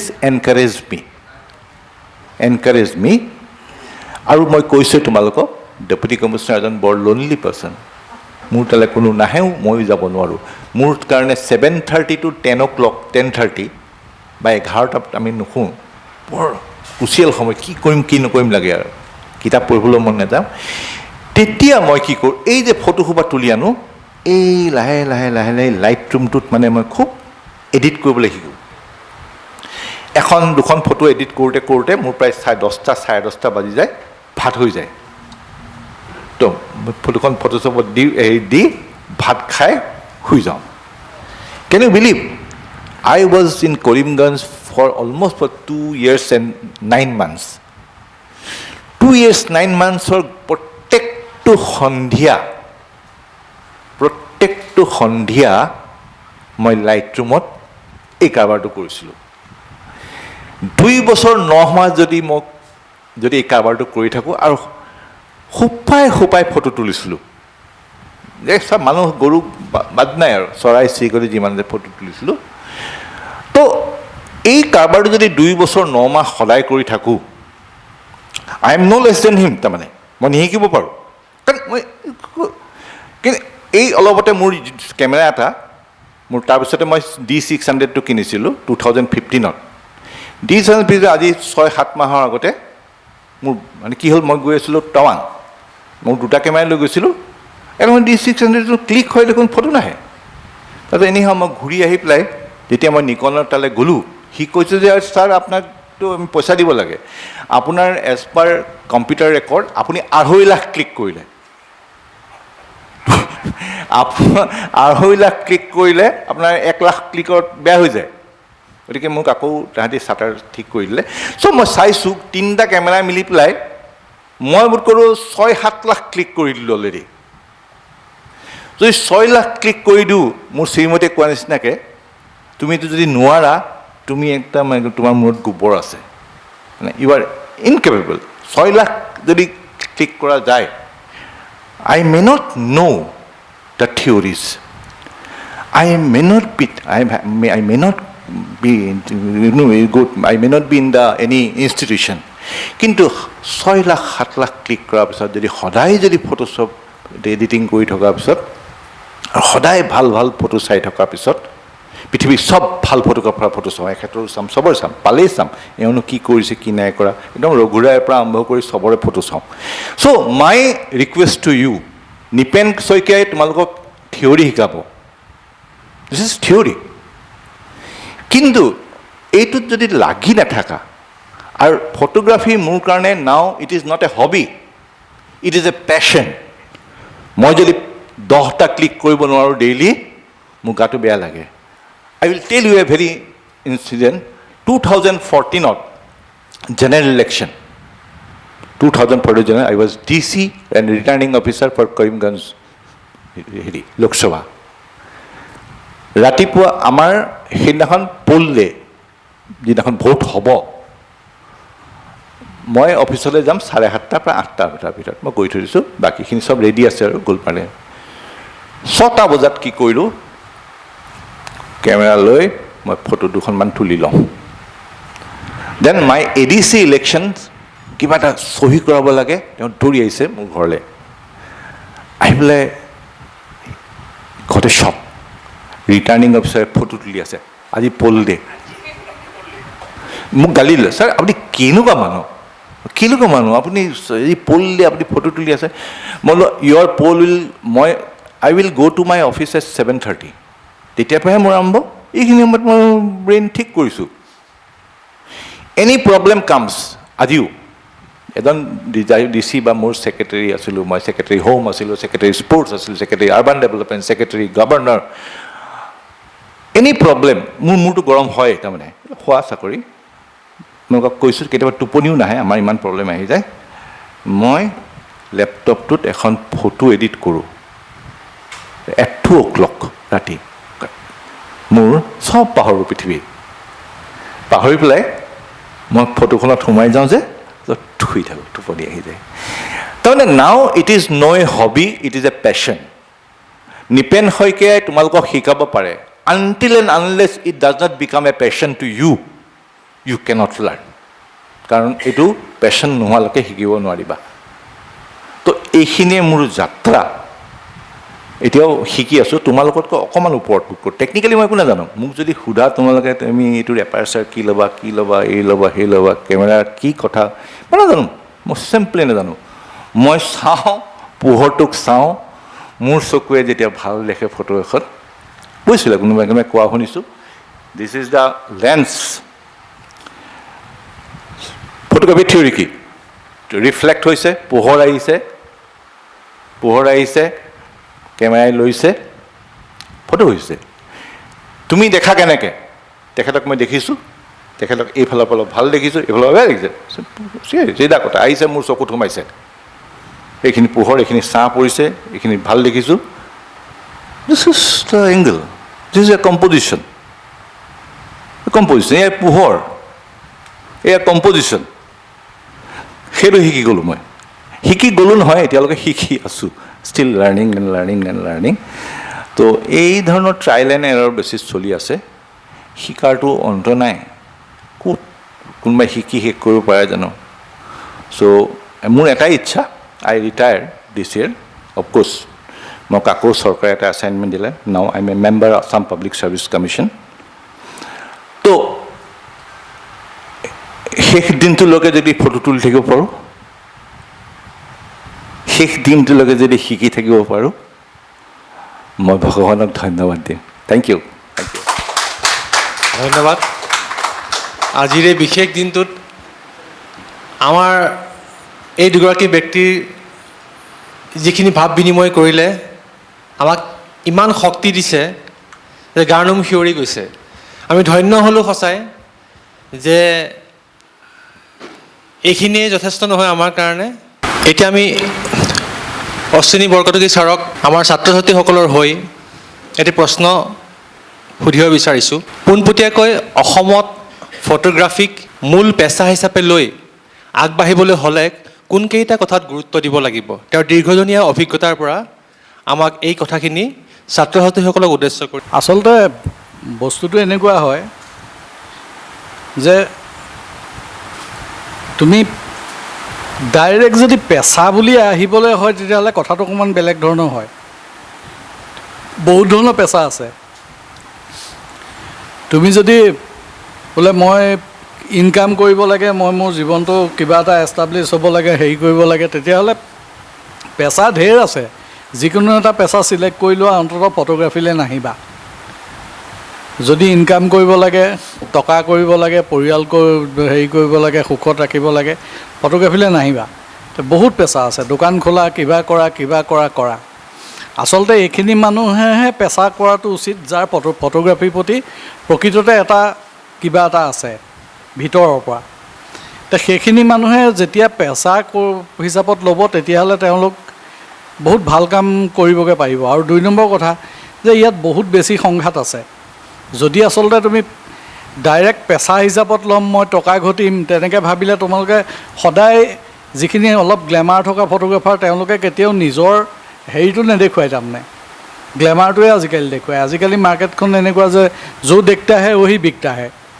যে তেওঁলোকৰ ক'ৰবাত ফেইলাৰ হৈছে কিবা হৈছে সেইবিলাক কথা তেওঁলোকে নেদেখুৱায় তেওঁলোকে সদায় তেওঁলোকৰ গ্লেমাৰ পাৰ্টটোহে শ্ব' কৰে গতিকে তোমালোকে সেই বস্তুটো দেখি গ্লেমাৰটো দেখি গুচি আহিলা কিন্তু তাৰ মাজৰ সংঘৰ্ষখিনি তোমালোকে দেখা নাই যদি সঁচাকৈ তোমালোকে যে বহুত টকা বনাব পাৰিম যেতিয়া সেই সংঘৰ্ষবোৰ সন্মুখত আহিব তেতিয়া তোমালোকে ফেচ কৰিব নোৱাৰা হ'বা যদি ফটোগ্ৰাফীৰ প্ৰতি সঁচাকৈ এটা ভিতৰৰ পৰা কিবা এটা তোমালোকৰ টান নাথাকে এটা ডেডিকেশ্যন নাথাকে গতিকে অকল টকা কৰিম ইনকাম কৰিম পেচা হিচাপত ল'ম তেতিয়াহ'লে অন্যান্য বিভিন্ন প্ৰফেশ্যন আছে লোৱা প্ৰথম কথা হ'ল কি প্ৰফেশ্যন হিচাপত লোৱাৰ আগত তাক নিচা কৰা এটা পেশ্যন কৰা নিজৰ তাৰ পাছত তুমি বিভিন্ন আৰ্ট ফৰ্ম আছে বিভিন্ন তুমি কমাৰ্চিয়েল ভাগ আছে নিউজ ফটোগ্ৰাফী আছে ফেশ্বন ফটোগ্ৰাফী আছে ৱেডিং ফটোগ্ৰাফী আছে প্ৰডাক্ট ফটোগ্ৰাফী আছে আৰ্কিটেকচাৰ আছে বিভিন্ন আছে গতিকে আজিকালি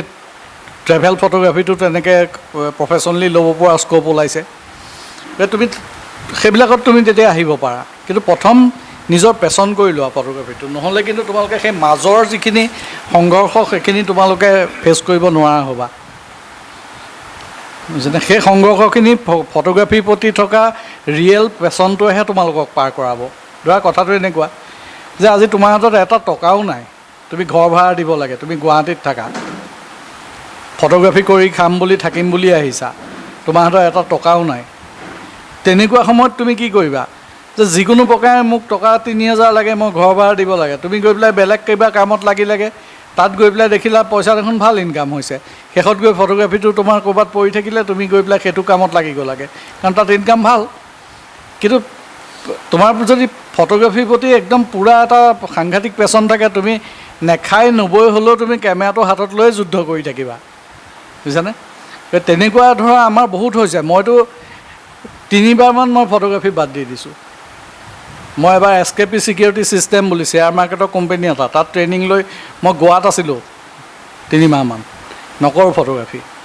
এনেকুৱা কিছুমান চিটুৱেশ্যন আমাৰ লাইফত আহি যায়, কিন্তু নোৱাৰিলোঁগৈ তাৰমানে। আকৌ ঘূৰি আহোঁ। তেনেকৈ তোমাৰ এবাৰ যোৰহাট ঘূৰি আহিয়ে এগ্ৰিকালচাৰ কাম এটা পাইছিলোঁ। তোমাৰ জাজিমুখৰ পৰা ঠিক কাজিৰঙালৈকে যিমানখিনি চৰ চাপৰি আছে, তাত যিমান এইবোৰ ম'হৰ ফাৰ্ম, গৰু ফাৰ্ম আছে, চবৰে ফটোগ্ৰাফী আৰু ভিডিঅ'গ্ৰাফী লাগে। একদম লাষ্ট ডে যোৰহাটৰ একদম নিয়েৰেষ্ট যিটো চৰ, তাত হেৰি কৰিবলৈ, তাত মানে একেবাৰে ঘৰৰ ওচৰতো লাষ্টত কৰিম বুলি থৈছিলোঁ।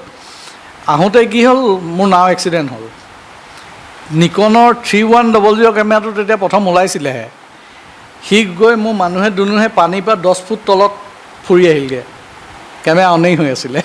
মই চৰাই ফটো তুলি আছিলোঁ, ছানছেটৰ সময়ত খুব ধুনীয়া ফটো আহে। গতিকে তোমাৰ সেই সময়ত মোৰ হাতত একেবাৰে কেমেৰা চেমেৰা নায়েই, তাৰমানে একো নাই, কাম পালেও মই কৰিবলৈ উপায় নাই, আৰু পইচা পাতিও কম, সাঁচিবও নোৱাৰি, যিকেইটা পইচা পাওঁ সেইকেইটা চলতেই যায়। সেই তেনেকুৱা সময়বিলাকত তাৰমানে আমি বাৰে বাৰে আকৌ ঘূৰি আহোঁ ফটোগ্ৰাফী তোলে, কিবা এটা চাগে ভিতৰত আছে, সেইকাৰণে হয়তো আকৌ বাৰে বাৰে ঘূৰি আহোঁ, তেনেকুৱা হয়। কিন্তু এটা পৰ্যায় ক্ৰছ কৰাৰ পিছত তোমালোকৰ কিছুমান এনেকুৱা হ'ব, কেমেৰা দিলে নালাগে, কেমেৰা নালাগে এনেকৈ ক'বা তাৰমানে। এতিয়া এটা নিকনে দি থোৱা এটা মোক প্ৰায় গিফ্ট, সেইটো Z6 এটা আছে, সেইটো মোক দি থোৱা আছে। তাৰপিছত কেননে তেনেকৈ এটা USR এটা দি থৈছে।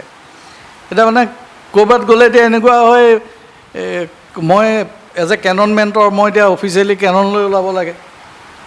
এতিয়া নিকনে আপোনাক এটা কেমেৰা দি থৈছোঁ, আপুনি মাজে মাজে আমাৰ কেমেৰাটো হেৰি কৰি দিব, তেনেকুৱা কিছুমান। মাজতে সিদিনাখন ফুজি ফিল্মে কৈছে মিডিয়াম ফৰ্মেট কেমেৰা এটা চাই আপোনাক দিওঁ দেই, আপুনি চলক অলপ দিন। মই নাই ভাই এতিয়া নিদিবি, এতিয়া মই নোৱাৰিম। মোৰ নিজৰ কেমেৰাটো মই আজি কিমান দিন চোৱাই নাই, ড্ৰাই বক্সতে আছে। এটা পৰ্যায়ত তেনেকুৱা পৰ্যায় এটা আহেগৈ, লাগি থাকিব লাগিব তাৰমানে, বুজিছানে? লাগি থাকিব লাগিব। গতিকে অসমত স্ক'প নথকা নহয়, আছে। আগতে খুব কম আছিল, আজিকালি আছে। কিন্তু সেইটোৱে তোমাৰ প্ৰথম নিজৰ পেচন কৰা, তাৰ পাছত প্ৰফেশ্যন কৰিবা, ভাল হ'ব। ধন্যবাদ। আপোনাক আমি আৰু এটা কথা সুধিব বিচাৰিছোঁ, যিহেতু মানে আগৰ দিনত যেতিয়া ফটোগ্ৰাফী কৰিছিলে, এতিয়াতো ডিজিটেল ফটোগ্ৰাফী চলি আছে বা DSLR ইউজ কৰে, আগতে ধৰক ৰিল কেমেৰাবিলাক ইউজ কৰিছিলে। তো আগতে হওক বা এতিয়াই হওক, ফটোগ্ৰাফীত পষ্ট প্ৰচেছিংটোৰ গুৰুত্ব আপোনাৰ ধাৰণাত কি ধৰণে ক'ব বিচাৰে? বহুত বেছি মানে মই এটা কথা কওঁ, সেইটো কথা মই অকণমান কাৰাকেই কৈছোঁ, যে আমাৰ কিছুমান পুৰণা চামৰ ফটোগ্ৰাফাৰ আছে। মই আপোনাক পুৰণা চামৰ বুলি একেবাৰে ধৰা নাই, কাৰণ আপুনি 2012 পৰা আৰম্ভ কৰিছে, মানে আপুনি নতুন চামৰ ভিতৰতে পৰে। আৰু 2 নম্বৰ কথা, আপুনি যিখিনি প্ৰচেছিঙৰ কথাত যিখিনি ক'লে, যে ফটোটোলো মই প্ৰচেছ কৰোঁ, গতিকে মই ভবা নাই আপুনি মানে পষ্ট প্ৰচেছিং বা ফটোশ্বপ এইখিনি লৈ আপুনি কিবা এগেইনষ্ট কয়। গতিকে মই কৈছোঁ তাৰমানে কিছুমান বৃদ্ধ ফটোগ্ৰাফাৰ আছে আমাৰ সন্মানীয় তেখেতসকলৰ কাৰণে আঙুৰ টেঙা হৈ যায়। মোৰ দেউতা LIC ডিভিজনেল মেনেজাৰ হিচাপত ছিনিয়ৰ ডিভিজনেল মেনেজাৰ হৈ ৰিটায়াৰ হৈছে, বহুত ওপৰৰ পষ্ট LIC, কিন্তু দেউতাক মই কম্পিউটাৰটো ভালকৈ শিকাব নোৱাৰিলোঁ। কিন্তু মোৰ ভাইটোৰ ল'ৰাটো এতিয়া 7 বছৰ বয়সত সি উইণ্ড'জ ফটোশ্বপ চব চলাই থাকে। এইবোৰ মানুহৰ মানে জেনেৰেশ্যন লৈ তেনেকুৱা কিছুমান কথা আছে গতিকে সেইসকল মানে আমাৰ ছিনিয়ৰ ফটোগ্ৰাফাৰসকলে তেওঁলোকক যিমানে তুমি শিকোৱা যি নকৰা তেওঁলোকে কম্পিউটাৰত কেতিয়াও ফেমিলিয়াৰ হ'বই নোৱাৰে গতিকে তেওঁলোকে কি কৰে আঙুৰ টেঙা কৰি দিয়ে আৰু আঙুৰ টেঙা বুলি কৈ পেলাই আমাৰ উদীয়মান ফটোগ্ৰাফাৰখিনিক তাৰমানে কি হয় যে ইণ্টাৰনেশ্যনেল ষ্টেজ এটাত কম্পিটিশ্যন কৰিব নোৱাৰা কৰি ৰাখিছে আচলতে মই তোমালোকক গেৰাণ্টি দি কওঁ যে তোমালোক ইয়াৰ পৰা ৰেলত যোৱা ফ্লাইটত যোৱা দিল্লীত মুম্বাইত কলিকতাত নামা এখন পেপাৰ লোৱা পেপাৰত তেতিয়া তাৰমানে তোমাৰ কিছুমান এডভাৰটাইজ ওলায় তুমি পঢ়া 10-12টামান ষ্টুডিঅ'ত তাৰমানে তোমাৰ ইণ্টাৰভিউ হৈয়ে থাকে তুমি যোৱা প্ৰথম তোমাক ফটো এখন দি পেলাই কাটিবলৈ দিব ফটোখন কিমান সোনকালে কাটি তুমি বেকগ্ৰাউণ্ডটো চেঞ্জ কৰিব পাৰিছা সেইটো চাই বুজিছা মইতো কমাৰ্চিয়েল কথাটো কৈ আছোঁ দেই কেমেৰাটো মেনুৱেল মুডত চলাব পাৰিছা নাই চাই লাইট কেইটামান ফিটিং কৰিব দিব সেইকেইটা ঠিক কৰে তুমি পাৰিলে লগালগ চাকৰি কিন্তু ফটোখন কাটি দিব মানে কিমান সোনকালে কাটিব পাৰিছা সেইটো চাই কিন্তু এটা কথা চাব লাগিব যে আমাৰ ফটোগ্ৰাফীটো কি যে আপুনি এজন বেলেগ মানুহ মই এজন বেলেগ মানুহ তেওঁ এজন বেলেগ মানুহ ফটোগ্ৰাফীৰ মেইন চ'লটো আত্মাটো ফটোগ্ৰাফীত আছে কিন্তু কথাটো এনেকুৱা হয় মই কালি নিপেন শইকীয়াৰ ঘৰত আছোঁ নিপেন শইকীয়াৰ ঘৰত ৰাতি ভাত খায় মই ৰাতি সদায় ৰুটি খাওঁ মই নিপেন শইকীয়াৰ ঘৰত ভাত খাইছোঁ কালি আপোনাৰ ঘৰত ৰাতি ৰুটি খাই মই ৰুটি খাইছোঁ তেনেকৈ মই যিটো ফেমিলিলৈকে যাওঁ মই তেওঁলোকৰ ৰুল ৰেগুলেশ্যনখিনি মনতো মোৰ দৰকাৰ হৈ যায় ফটোগ্ৰাফীটো এটা নিজস্ব চ'ল আছে কিন্তু ফটোগ্ৰাফী যেতিয়া এটা বেলেগ ডিপাৰ্টমেণ্টত সোমাই যায় সেই ফটোগ্ৰাফীয়ে সেই ডিপাৰ্টমেণ্টটো পাৱাৰ্ড বাই কৰে যেনেকৈ আজি যদি মই নিউজ ফটোগ্ৰাফী নিউজটো পঢ়োঁ যে কাজিৰঙাত গঁড় এটা মাৰিলে মোৰ ইমান বেছি একো বিশেষ গাত নালাগে কিন্তু যেতিয়া একদম শিং কটা তেজে খৰ্গটো নাই তেজে তুমুৰলি গড় এটা পৰি আছে তাৰ ফটোখন যেতিয়া মই দেখিছোঁ মোৰতো একদম মানে পিছ মুহূৰ্ততে কোনোবা এটাই ক'লে ব'ল কাজিৰঙা যাওঁ ইনক্লাব জিন্দাবাদ কওঁ মই লগালগ উঠি আহিম মোৰ তেজ গৰম হৈ গ'ল এইটো কোনে কৰিলে পাৱাৰ্ড বাই কোনে কৰিলে ফটোগ্ৰাফীয়ে কৰিলে কিন্তু ফটোগ্ৰাফীয়ে প্ৰত্যেক ডিপাৰ্টমেণ্টক পাৱাৰ্ড বাই কৰে প্ৰত্যেক ছেক্টৰত কেনেকৈ এনচেল আডামছ আটাইতকৈ পুৰণি ফটোগ্ৰাফাৰ তেখেত মেইনলি আমেৰিকান ফটোগ্ৰাফাৰ এজন তেখেত লেণ্ডস্কেপ বহুত বেছি কৰিছিলে লেণ্ডস্কেপ ফটোগ্ৰাফাৰ তেখেতে এবাৰ কেনিয়াৰ জংঘল এখনত তেওঁ মানে দেখিলে গোটেই জংঘল কাটি শেষ কৰি দিছে তেওঁ তাত থাকি ল'লে লৈ পেলাই তাৰ জংঘলখনৰ খুব ধুনীয়া ধুনীয়া ফটোবোৰ গোটেই ৱৰ্ল্ডক দেখুৱাবলৈ ল'লে পিছত সেইখন মানে গভৰ্ণমেণ্টে প্ৰিজাৰ্ভ কৰিব লগা হ'ল সেই তেনেকৈ তাৰমানে সেইটো এটা লেংগুৱেজ হয় বুজিছানে গতিকে তুমি যিটো ডিপাৰ্টমেণ্টত কাম কৰা সেই ডিপাৰ্টমেণ্টটোৰ নিয়ম নীতিবোৰ জানি সেইটো ডিপাৰ্টমেণ্টত ফটোগ্ৰাফীয়ে কাম কৰিব লগা হয় আজি নিউজ ফটোগ্ৰাফীত বা ৱাইল্ড লাইফ ফটোগ্ৰাফীত তাত পোষ্ট প্ৰচেছিং মানে মেনুপুলেশ্যন আৰু ফটোখন এনহেঞ্চ কৰা দুটা বেলেগ বস্তু তুমি ফটোখন অকণমান ধৰা ক্ৰপ কৰিছা এটা পৰ্যায় যিমানটো এলাউ কৰে সেইটো ছেক্টৰে প্লাছ অকণমান বোলে লেভেল বেলেঞ্চিং কৰি ব্ৰাইটনেছ বঢ়াইছা বছ কিন্তু তুমি খৰ্গটো কাটি পেলাই তুমি হৰিণা শিঙিনাত লগাই দিব নোৱাৰা হয় নহয় গতিকে সেই ডিপাৰ্টমেণ্টটোত পোষ্ট প্ৰচেছিঙৰ কামখিনি যিমানখিনি সেই ছেক্টৰে এলাউ কৰি থৈছে তুমি সিমানখিনিয়ে কৰিব পাৰা কিন্তু ধৰা মই ফেশ্বন ফটোগ্ৰাফী কৰোঁ মোক গাড়ী এখন আহিলে গাড়ীখনত ক'লে যে একদম এনেকৈ গাড়ীখন পানীত সোমাই যাব লাগিব সাগৰৰ বালি লাগিব তাত মানে সেই যিটো পানী জুৱলি সেই তাত গাড়ীখন চলি যাব লাগিব এনেকুৱা হ'ব তেনেকুৱা হ'ব তাত গৈ পেলাই তোমাৰ মুম্বাইত সেইখিনি শ্বুট কৰিবলৈ গ'লে তাত থকা সেই লোকেল ভাইকে দিব লাগিব 2 লাখ টকা পুলিচক দিব লাগিব 1 লাখ টকা সম্ভৱ নোহোৱা হয় তেতিয়া কি হয় আমি সেই পানী চানি একদম স্প্লেছ কৰি পেলাই আমি ষ্টুডিঅ'তে শ্বুট কৰি পিছত সেইখিনি মেনুপুলেট কৰি ভৰাই দিওঁ পাৰ্টিও ক'বলৈ একো নাই কাৰণ পাৰ্টিৰ উদ্দেশ্যটো পূৰণ হৈছে উদ্দেশ্যটো পূৰণ হ'ব লাগে পাৰ্টি এতিয়া এনেকুৱা মডেল পোৱা নাযায় যাৰ একদম মুখখন গাখীৰৰ নিচিনা বা এতিয়া কোনোবা এজনী মডেলক যদি লয় তাই মাৰ্কেট ভেলু খুব বেছি আছে কৰিশ্মা কাপুৰ এনেকুৱা ধৰণৰ কিন্তু তাই মুখখন মাখনৰ নিচিনা নহয় মাখনৰ নিচিনা ছালৰ মডেল আছে কিন্তু মাৰ্কেট ভেলু নাই গতিকে কৰিশ্মা কাপুৰকে ল'ব লাগিব লৈ পেলাই কাৰণ এইটো এটা মানে ক্ৰীমৰ এডভাৰটাইজ গতিকে মুখখন একদম মাখনৰ নিচিনা হৈ যাব লাগিব গতিকে সেইটো পোষ্ট প্ৰচেছিঙত কৰিব লাগিব এতিয়া পাৰ্টিয়েতো সেইটো বুজি নাপায় মই ফটোগ্ৰাফীৰ এথিক্স মতে মই এইটো নকৰোঁতে কামেই নকৰিবা যোৱা গতিকে তুমি বুজি পাবলৈ জানিব লাগিব যে তুমি কোনটো ছেক্টৰত কাম কৰিছা, তাত পষ্ট প্ৰচেছিংটো কিমান পৰ্যায় এলাও আছে। এতিয়া মই পষ্ট প্ৰচেছিং শিকাওঁ ষ্টুডেণ্টখিনিক, কিন্তু সিহঁতক কওঁ যে এইখিনি গৈ পেলাই ৱাইল্ড লাইফ বা নিউজত কৰিলে প্ৰথম কিন্তু তহঁতক ধৰিম মই। এইখিনি তহঁতক ৱাইল্ড লাইফ বা নিউজত কৰিবলৈ কিন্তু এইখিনি শিকোৱা হোৱা নাই, এইখিনি এনেকুৱা কামৰ কাৰণেহে শিকোৱা হৈছে। সেই কথাখিনি বুজি পেলাই তুমি কামটো কৰিব লাগিব। আৰু এটা কথা কি যে বহুতে কয় যে ফটোশ্বপ কৰি দিয়াটো বেয়া, ফটোশ্বপ কৰিলে বেয়া হৈ যায় ফটোখন। নহয়, বহুত বেছি উন্নত হৈ পৰে। কিন্তু আমাৰ ইয়াত ফটোশ্বপ লৈ টেঙা এইটো কাৰণেই হয় যে তুমি যি মুহূৰ্তত ফটোশ্বপৰ সন্মুখত বহিবা সেই মুহূৰ্তৰ পৰা তুমি এজন পেইণ্টাৰ। কিন্তু এজন পেইণ্টাৰে এদিনত পেইণ্টাৰ হ'ব পাৰে নেকি? এসপ্তাহত পেইণ্টাৰ হ'ব পাৰে নেকি? প্ৰথম পেঞ্চিল স্কেচ শিকাব, আপেল আঁকিবলৈ শিকাব, কাপ আঁকিবলৈ শিকাব। তেনেকৈ 15 বছৰমান অঁকাৰ পিছত যেনে তেনে এখন এক্সিবিশ্যন কৰিব পৰা হয়। তেতিয়াহ'লে আমাৰ কেনভাছ হ'ল আমাৰ ফটোশ্বপটো, উইণ্ড'জখন। আমি কি মাউচটো লৈ আমি একেদিনাই পেইণ্টাৰ হ'লোঁ নেকি? না কালাৰৰ চেঞ্চ আছে আমাৰ, না কিবা আছে। কালাৰ সোপা পালোঁ, চেচুৰেশ্যন বঢ়াই দিলোঁ, সেউজীয়া গছ ঘাঁহ দেখিলোঁ, চেচুৰেশ্যন বঢ়াই দিলোঁ। মইতো পেইণ্টাৰো নহয়, মোৰ সাধনাও নাই কালাৰৰ প্ৰতি, তেতিয়াহ'লে মই কেনেকৈ ফটোশ্বপ কৰিম? আৰু শেষত গৈ পেলাই বেয়া হয়, শেষত ভিউৱাৰ্ছখিনিয়ে ফটোশ্বপ বেয়া বুলি ডিচিশ্যন দিয়ে। সেইটো কথাটো নহয় ন, সেই কথাটোৱে বুজি নাপায় আচলতে। ফটোশ্বপটো অত্যন্ত ভাল বস্তু। এতিয়া আমি বহুত ক্ষেত্ৰত ভাল ফটোগ্ৰাফাৰ এই কথাটোত মাৰ খাই আছে। তেওঁলোকৰ মগজতো মানে সোমাই আছে ফটোশ্বপটো মানে বৰ বেছি হেৰি নহয়, আমাৰ কেমেৰাৰ পৰা যিটো ওলাইছে সেইটোৱে ভাল। এটা কথা নহয়, আগতে লেবটো যে আছিলে, লেবটো কি তেতিয়াহ'লে? কেমেৰাৰ পৰা ডাইৰেক্ট কেমেৰাৰ পৰা ওলোৱা পজিটিভ ওলোৱা এটা ছিষ্টেম আছিলে। এইবোৰ পলৰইড কেমেৰা এটা সময়ত আছিলে। কিন্তু লেবটোৰতো ভূমিকা কোনোদিনে কমি নগ'লে। লেবটোততো বিভিন্ন ধৰণে প্ৰচেছিং কৰে। লেবত ইভেন মেনুপুলেশ্যনো কৰিছিলে। লেবত ছুপাৰ ইম্প'জ বুলি কয়।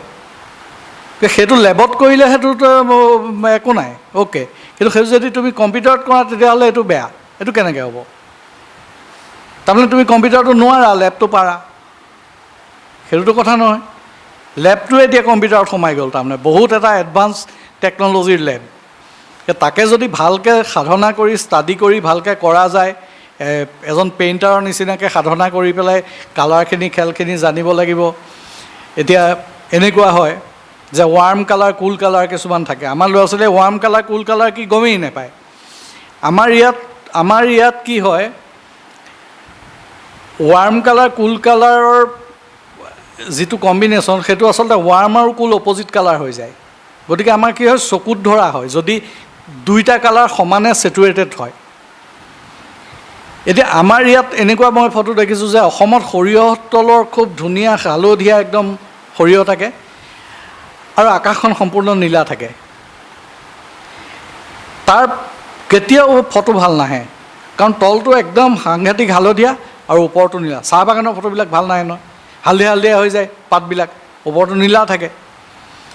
কিন্তু যেতিয়া আবেলি তাত ডাৱৰ থাকে নীলা আকাশখনৰ জেগাত, আৰু আকাশখনে সেই নীলাটো গৈ পেলাই ঠিক ভায়লেট, পাতল ভায়লেট নিচিনা হৈ যায়, ক্লাউডতো অলপ ৱাৰ্ম কালাৰ এটা ধৰে, তেতিয়া তল আৰু ওপৰ সমানে ৱাৰ্ম হৈ আহে, তেতিয়া ফটোখন ভাল হয়।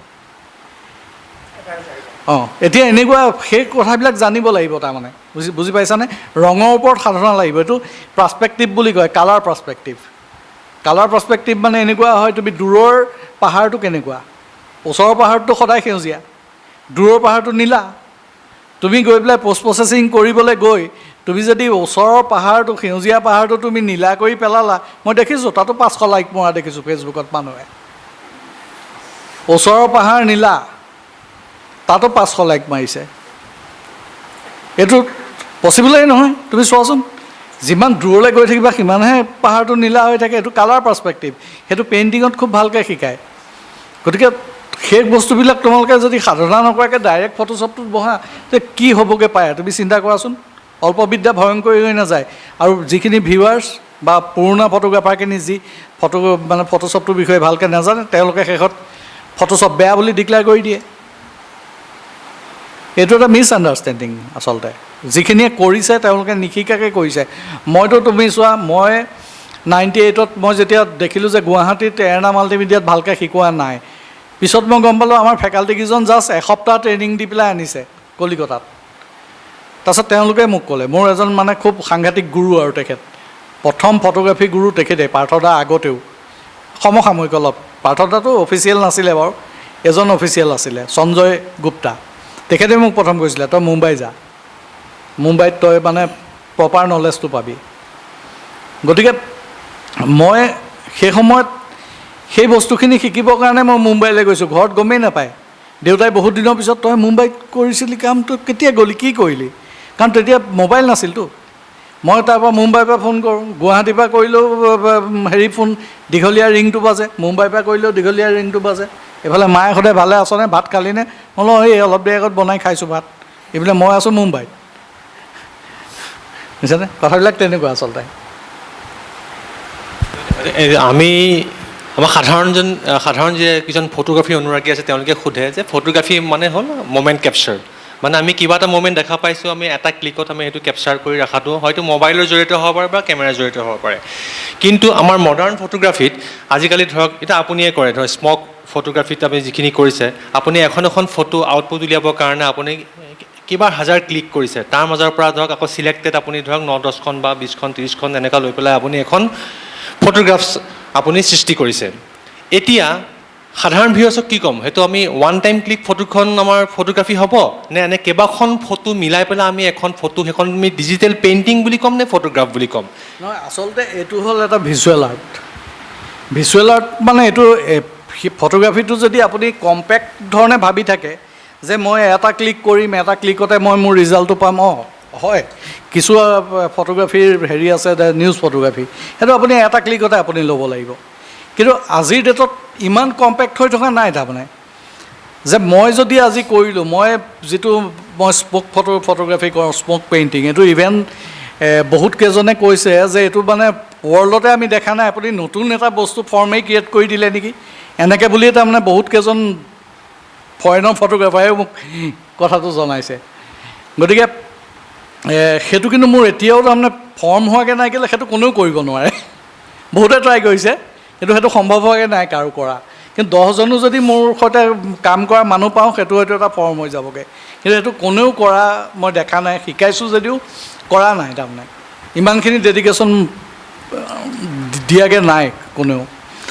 এতিয়া কথাটো এনেকুৱা যে তুমি যদি ভিজুৱেল আৰ্ট বুলি কথাটো ভাবা, তেতিয়াহ'লে তুমি এতিয়া নিউজ ফটোগ্ৰাফীত তুমি এটা ক্লিকেই কৰিলা, ৱাইল্ড লাইফত এটা ক্লিকেই কৰিলা, কিন্তু আজিৰ ডেটত ইমান সুবিধা কৰি দিছে, ইমান সুবিধা হৈছে টেকন'লজি, আমি সেইখিনি ব্যৱহাৰ কৰিম নে নকৰিম? প্ৰথম কথা সেইটো, যদি কৰিবই নালাগে তেতিয়াহ'লে কেমেৰাইনো কিয় সেইখিনি সুবিধা বনাইছে? আজি ক্ষমা কৰিব, মই মাজতে এইটো উনুকিয়াব বিচাৰিছোঁ যে আমাৰ বস্তুখিনিত আজি কেমেৰাই দিছে, ছফ্টৱেৰ ওলাইছে, তো এইবিলাক বস্তু ওলাইছে আমাৰ গ্ৰাহকসকলৰ প্ৰয়োজনীয়টো মানে স্বাৰ্থটো পূৰণ কৰিবৰ কাৰণে। তো সেইখিনি বস্তু কোম্পানীয়ে গ্ৰাহকক দিছে, ঠিকে আছে।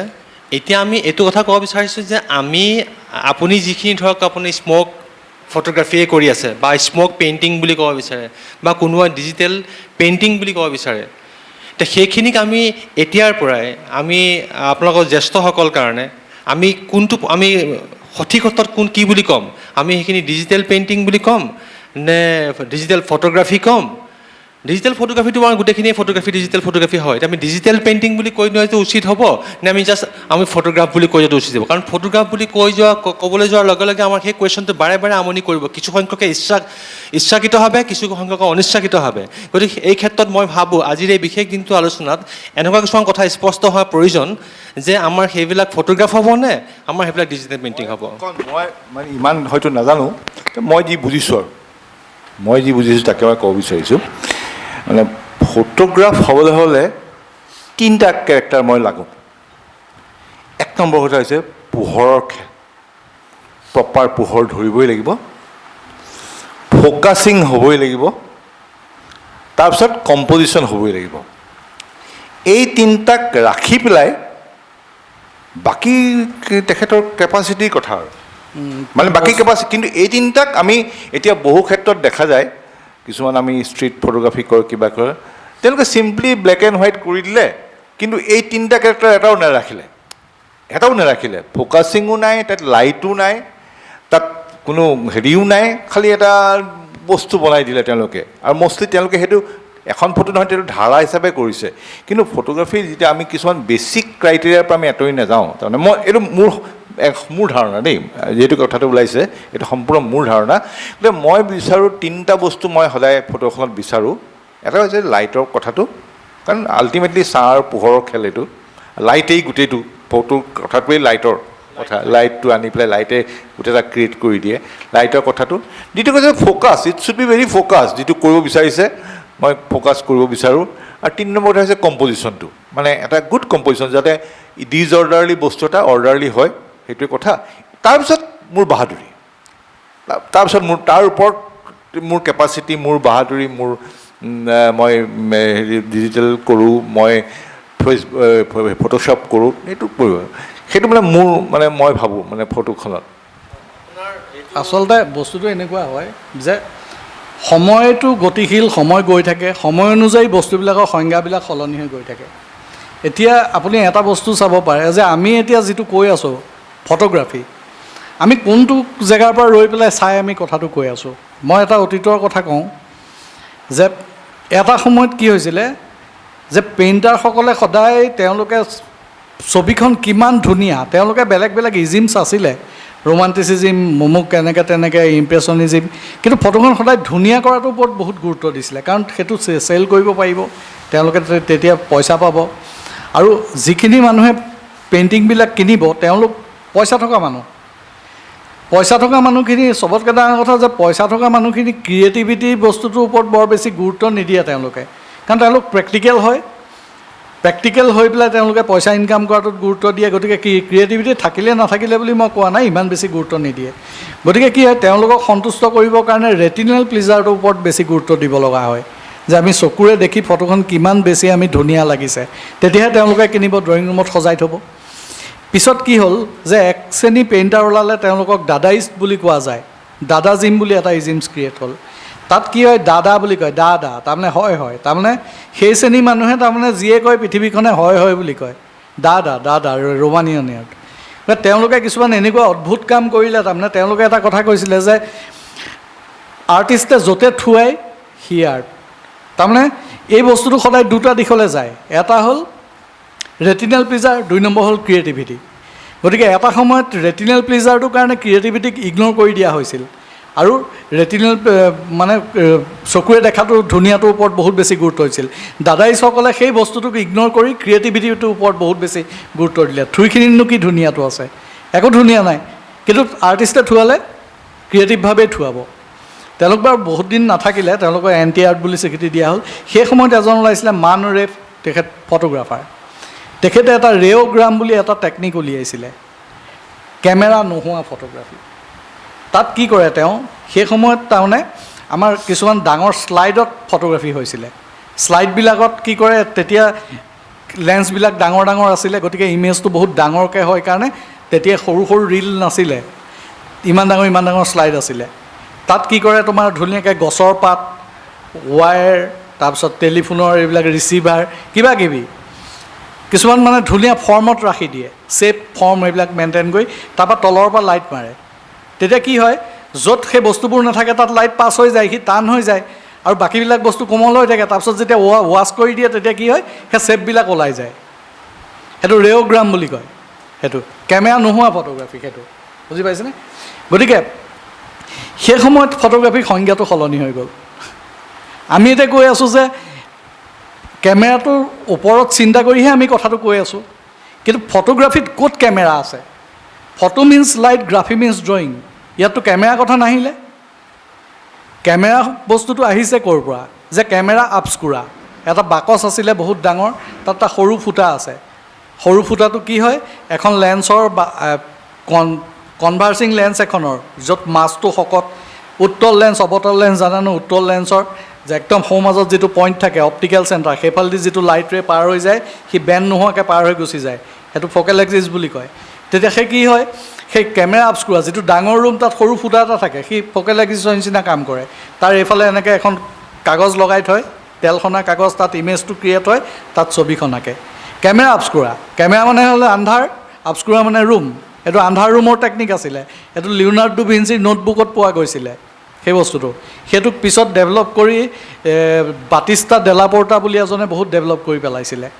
আৰু প্ৰথম যেতিয়া কেমেৰা ওলাইছিলে 1839 19 আগষ্ট, আজিৰ দিনটোত, তেতিয়া সেই সময়ত ফটোগ্ৰাফী কৈছিলে। গ্ৰাফী মিনিং হ'ল ড্ৰয়িং। সেই সময়ত কোনো কালাৰ চালাৰ একো নাহিছিলে, অকল ব্লেক এণ্ড হোৱাইট আহে। আৰু ব্লেক এণ্ড হোৱাইট সেইবিলাক ড্ৰয়িঙৰ নিচিনা হয়, গতিকে তাক কোৱা যায় ফটোগ্ৰাফী। ফটো পেইণ্টিং নাছিলে, ফটো পেইণ্টিং বুলি ক'বলৈ সেইটো গ্ৰীক ৱৰ্ড, ফটোগ্ৰাফিকি বুলি ক'ব লগা হ'লহেঁতেন, ফটো জিঅ'গ্ৰাফিকি, চৰি, পেইণ্টিঙৰ গ্ৰীক হ'ল জিঅ'গ্ৰাফিকি। গতিকে সেই সময়ত যদি পেইণ্টিং হিচাপত আহিলেহেঁতেন তাক ক'ব লগা হ'লহেঁতেন ফটো জিঅ'গ্ৰাফিকি। কিন্তু গ্ৰাফিক মানে হেৰি নিচিনাকৈ আহে কাৰণে, ড্ৰয়িঙৰ নিচিনাকৈ আহে কাৰণে তাক ফটোগ্ৰাফী বুলি কোৱা হ'ল। কিন্তু গ্ৰাফিটো হ'ল বেচিছ অফ পেইণ্টিং। গতিকে সময়ে সময়ে সংজ্ঞাবোৰ সলনি হৈ গৈছে। এতিয়া আমি এনেকুৱা এটা ষ্টেজত আছোঁ যে এটা সময়ত সংজ্ঞা সলনি হৈ গৈছিলে SLR পৰা DSLR অহা, এতিয়া আমি DSLR পৰা মিৰৰলেছ পৰ্যায়ত আহিছোঁ। গতিকে ডেফিনেটলি সংজ্ঞাটো সলনি হ'বই। এটা সময়ত যি সময়ত লেণ্ডস্কেপ ফটোগ্ৰাফী এটা ক্লিকৰ ওপৰত বহুত বেছি গুৰুত্ব দিছিলে, আজি ৱৰ্ল্ডৰ বহুত ডাঙৰ ডাঙৰ লেণ্ডস্কেপ ফটোগ্ৰাফাৰে, তেওঁলোকে আমাৰ অসমতো 2-4জন আছে, মই নাম মেনশ্যন কৰি নিদিওঁ, নাম মেনশ্যন কৰিলে বহুত ক্ষেত্ৰত বেয়া হয়। তেওঁলোকে কি কৰে, এক্সপ'জাৰ ব্লেণ্ডিং কৰে বা HDR ফটোগ্ৰাফী কৰে। আজি ববি যোশী বুলি এজন আছে, তেখেত অসমৰ নহয়, তেখেতৰ ফটো ভিউৱাৰ মিলিয়নৰ ঘৰত পায়গৈ, বহুত এৱাৰ্ড চেৱাৰ্ডো পায়, কিবা হয়। তেওঁকতো কোনেও কুৱেশ্যন কৰা নাই যে তোমাৰতো ফটোগ্ৰাফী নহয় নেকি, কাৰণ তেওঁ এক্সপ'জাৰ নেচাৰেল HDR কৰে। 9টা শ্বট বেলেগ বেলেগকৈ লয়, অভাৰ এক্সপ'জৰ কাৰণে এখন ফটো ৰাখে, আণ্ডাৰ এক্সপ'জৰ কাৰণে এখনকৈ ৰাখি ব্লেণ্ডিং কৰি দিয়ে, দি পেলাই এখন final photo NDR natural dynamic range উলিয়াই দিয়ে। তাৰমানে সেই ক্ষেত্ৰত কি হৈছে, ফটোগ্ৰাফীৰ সংজ্ঞাটো সলনি হৈ গৈছে, সেইটো কোনো কুৱেশ্যন কৰা নাই। ইভেন আপোনাৰ ফটোগ্ৰাফী ক্লাব অফ আমেৰিকা, তাত ডিপাৰ্টমেণ্ট কৰি দিছে বহুত জেগাত, য'ত মেনুপুলেশ্যন বেছি হয়, য'ত মেনুপুলেট ফটোগ্ৰাফীটো হয়, সেইটো ডিজিটেল ছেকশ্যন বুলি ৰাখিছে। কিন্তু ফটোগ্ৰাফী ক্লাব অফ আমেৰিকাই ৰাখিছে, চিন্তা কৰক, সেইটো ফটোগ্ৰাফী ক্লাবহে, কিন্তু তেওঁলোকে সেইটোক ডিজিটেল ছেকশ্যন বুলি ৰাখিছে। কাৰণ সময়ৰ লগত যদি খাপ খাব নোৱাৰে তেতিয়াহ'লে তেওঁলোক উফৰি যাব। এতিয়া তোমালোকে দেখিছা যে আজি মোৰ লগৰ এজন, আজিকালিতো গ্ল'বেল ভিলেজ হৈ গ'ল, মোৰ লগৰ কোৰিয়াৰ এজন ফটোগ্ৰাফাৰ ইমান সাংঘাতিক ধুনীয়া ফটো কৰিছে, একদম মহ এটা চৰিছে, অমুক কৰিছে, তুমি গম পালা যে আকাশখন ৰিপ্লেচ কৰি দিছে। তেওঁ মেইল কৰি, তেওঁলৈ মেছেজ কৰিলা, তেওঁ ক'লে মই আকাশখন ৰিপ্লেচ। কিন্তু ইয়াত অসমত শুনিবা এইটো বেয়া কাম কৰিছ, এইটো ফটোগ্ৰাফী তহঁতি আত্মা ধ্বংস কৰি দিছ, অমুক কৰিছ, তমুক কৰিছ। তুমিওতো বুজি পাইছা ন? তেওঁতো শিকিছে কোৰিয়াত, ভালকৈ শিকিছে, তেওঁ আজি ইণ্টাৰনেশ্যনেল নাম এটা, তেওঁ ৰিপ্লেচ কৰিছে, তেতিয়া চবেই মানি লৈছে। কিন্তু আমাৰ ইয়াত অসমত কৈছে তুমি এইটো নষ্ট কৰি দিছা। গতিকে মানিব নেকি নিউ জেনেৰেশ্যনে? নামানে, কেতিয়াও নামানে। গতিকে যিটো সলনি হৈছে, সময়ে সময়ে যিবিলাক সংজ্ঞা সলনি হৈ থাকে, আৰ্ট ফৰ্মত চবতে হয়। নাটকৰ ক্ষেত্ৰত প্ৰথম প্ৰচেনিয়াম থিয়েটাৰ আছিলে, মানুহ এটা সময়ত ব'ৰ হৈ গ'ল প্ৰচেনিয়াম থিয়েটাৰৰ পৰা, অ'পেন এয়াৰলৈ ওলাই আহিলে। তেনেকৈ প্ৰত্যেক আৰ্ট ফৰ্মত পৰিৱৰ্তন হ'বই সময়ে সময়ে। গতিকে এইটো এটা পৰিৱৰ্তন। ইয়াত কি হৈছে, কিছুমান বস্তু সলনি হৈছে। এটা সময়ত এটা ক্লিকৰ আছিলে, এতিয়া এটা ক্লিকৰ হৈ থকা নাই। এতিয়া ৰিজাল্ট কেনেকুৱা পাইছে। আৰু ফটোগ্ৰাফীত সদায় কেতিয়াও কেমেৰাটো বেছ কৰি পেলাই কথাখিনি চিন্তা কৰিব নালাগে। ইয়াত ফটোগ্ৰাফীত কোনো কেমেৰাৰ শব্দটো নাই। এনেকুৱা ফটোগ্ৰাফী আছে য'ত কেমেৰা কোনো প্ৰয়োজনেই নাই, কোনো প্ৰয়োজন নাই। ফটোগ্ৰাফীত কেমেৰা শব্দটো নাই। তুমি আৰ্ট কৰিবলৈ তোমাক ব্ৰাছ এডাল লাগে, কি ব্ৰাছ নহ'লে তুমি আৰ্ট কৰিব নোৱাৰা নেকি? মইতো কয়লা দিওঁ বেয়া তাকো, ৰং লাগিবই নেকি? অইল পেইণ্টিং, ৱাটাৰ কালাৰ লাগিবই নেকি? কয়লাখিনিও আঁকিব পাৰি। এজনটো দেখিছোঁ বোকা লৈ একদম এনেকুৱা এখন আঁকি দিলে, সাংঘাতিক, এই বোকা তাৰপিছত মেটেকা এইবোৰ আনি পেলাই আঁকিলে। সেই ভিডিঅ'টো বহুত ভাইৰেল হৈ গৈছিলে, লেণ্ডস্কেপ এখন। এতিয়া কেমেৰাটো তেনেকুৱা বস্তু এটাহে, ব্ৰাছডালহে, ৰংখিনি ব্ৰাছডাল। গতিকে সেই কথাখিনি তাৰমানে এনেকুৱা হয় যে ব্ৰাছ এডালে, সাংঘাতিক ভাল ব্ৰাছ এডালে তোমাক দি দিলে তুমি জীৱনত আঁকিয়ে পোৱা নাই, তুমি কি কৰিবা? একো কৰিব নোৱাৰা। গতিকে তোমাক বহুত ভাল কেমেৰা এটা দি দিলেও তুমি একো কৰিব নোৱাৰা। তাৰ কাৰণে কথা হ'ল কি, সেই কেমেৰাটো প্ৰপাৰ ইউজটো তুমি শিকিব লাগিব, সাধনা কৰিব লাগিব, তুমি বস্তুটোৰ ওপৰত জানিব লাগিব, আৰু এটা পৰ্যায়ৰ ওপৰত গ'লে তোমাক কেমেৰাটোৰ দৰকাৰ নহ'ব। বুজিছানে? আজি এনেকুৱা কথা ওলাব বুলি মই জনা হ'লে মই হয়তো লৈ আহিলোহেঁতেন মই কৰা কিছুমান কাম। বুজিছানে? তাত কেমেৰা নাই, বিনা কেমেৰা মই কৰিছোঁ, কেমেৰা নাই। আৰু এটা বস্তু বনাই লৈছোঁ, এইটো কেমেৰা বুলি তুমি ক'ব নোৱাৰা। এইটো ৱাইন আৰু কফি দি পেলাই মই নিজে ৰীল বনাই পেলাই তাত কৰা আছে। ধন্যবাদ। আমাৰ পিছৰ প্ৰশ্নটো গৈছে আমাৰ সঞ্জীৱ গোহাঁই বৰুৱা ছাৰলৈ, যে বৰ্তমান ফটোগ্ৰাফীত সমালোচকৰ প্ৰয়োজনীয়তাৰ ওপৰত আপুনি কি ক'ব বিচাৰে? সমালোচকৰ প্ৰয়োজন আছেনে? নাই, ঠিকেই। এই গোটেইখিনি পিছতেই প্ৰশ্নটো আচলতে মানে এইটো এটা গোটেই যিকোনো আৰ্টেই হওক বা যিকোনো পৃথিৱীত ধাৰাই হওক, কিপ অন চেঞ্জিং।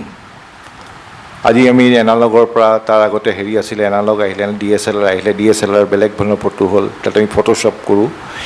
এতিয়া কথা হৈছে যে এইখিনি কিমান ভাল কিমান বেয়া, কেতিয়াবা হয়তো আমি ধাৰা পাৰ হৈ গুচি গৈছোঁগৈ।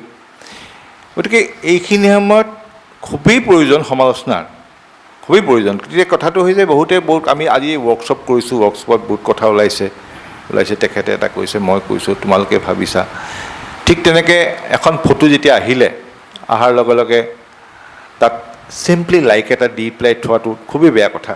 বিশেষকৈ আমি আজিকালি প্লেটফৰ্ম ক'ত, আমি ফটোশ্বপত ফেচবুকৰ বাহিৰে আমাৰ কোনো উপায়েই নাই মিডিয়া ভাল ফটো চোৱাৰ।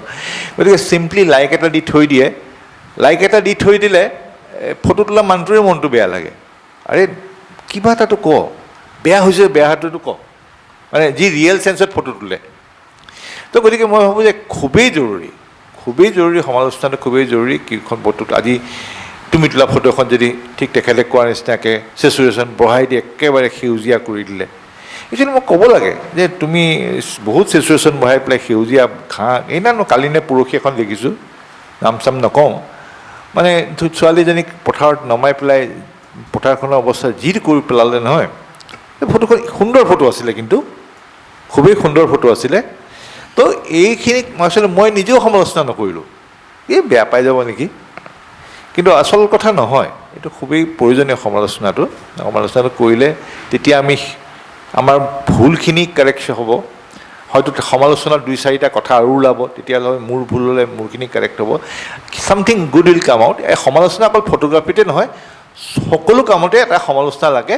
কিন্তু সমালোচনাটোতো আকৌ এটা কথা হ'ব লাগিব, আজিকালি যিটো ছ'চিয়েল মিডিয়াৰ সমালোচনা, সেইটো আকৌ ভয়ংকৰ কথা, সেইটো ভয়ংকৰ।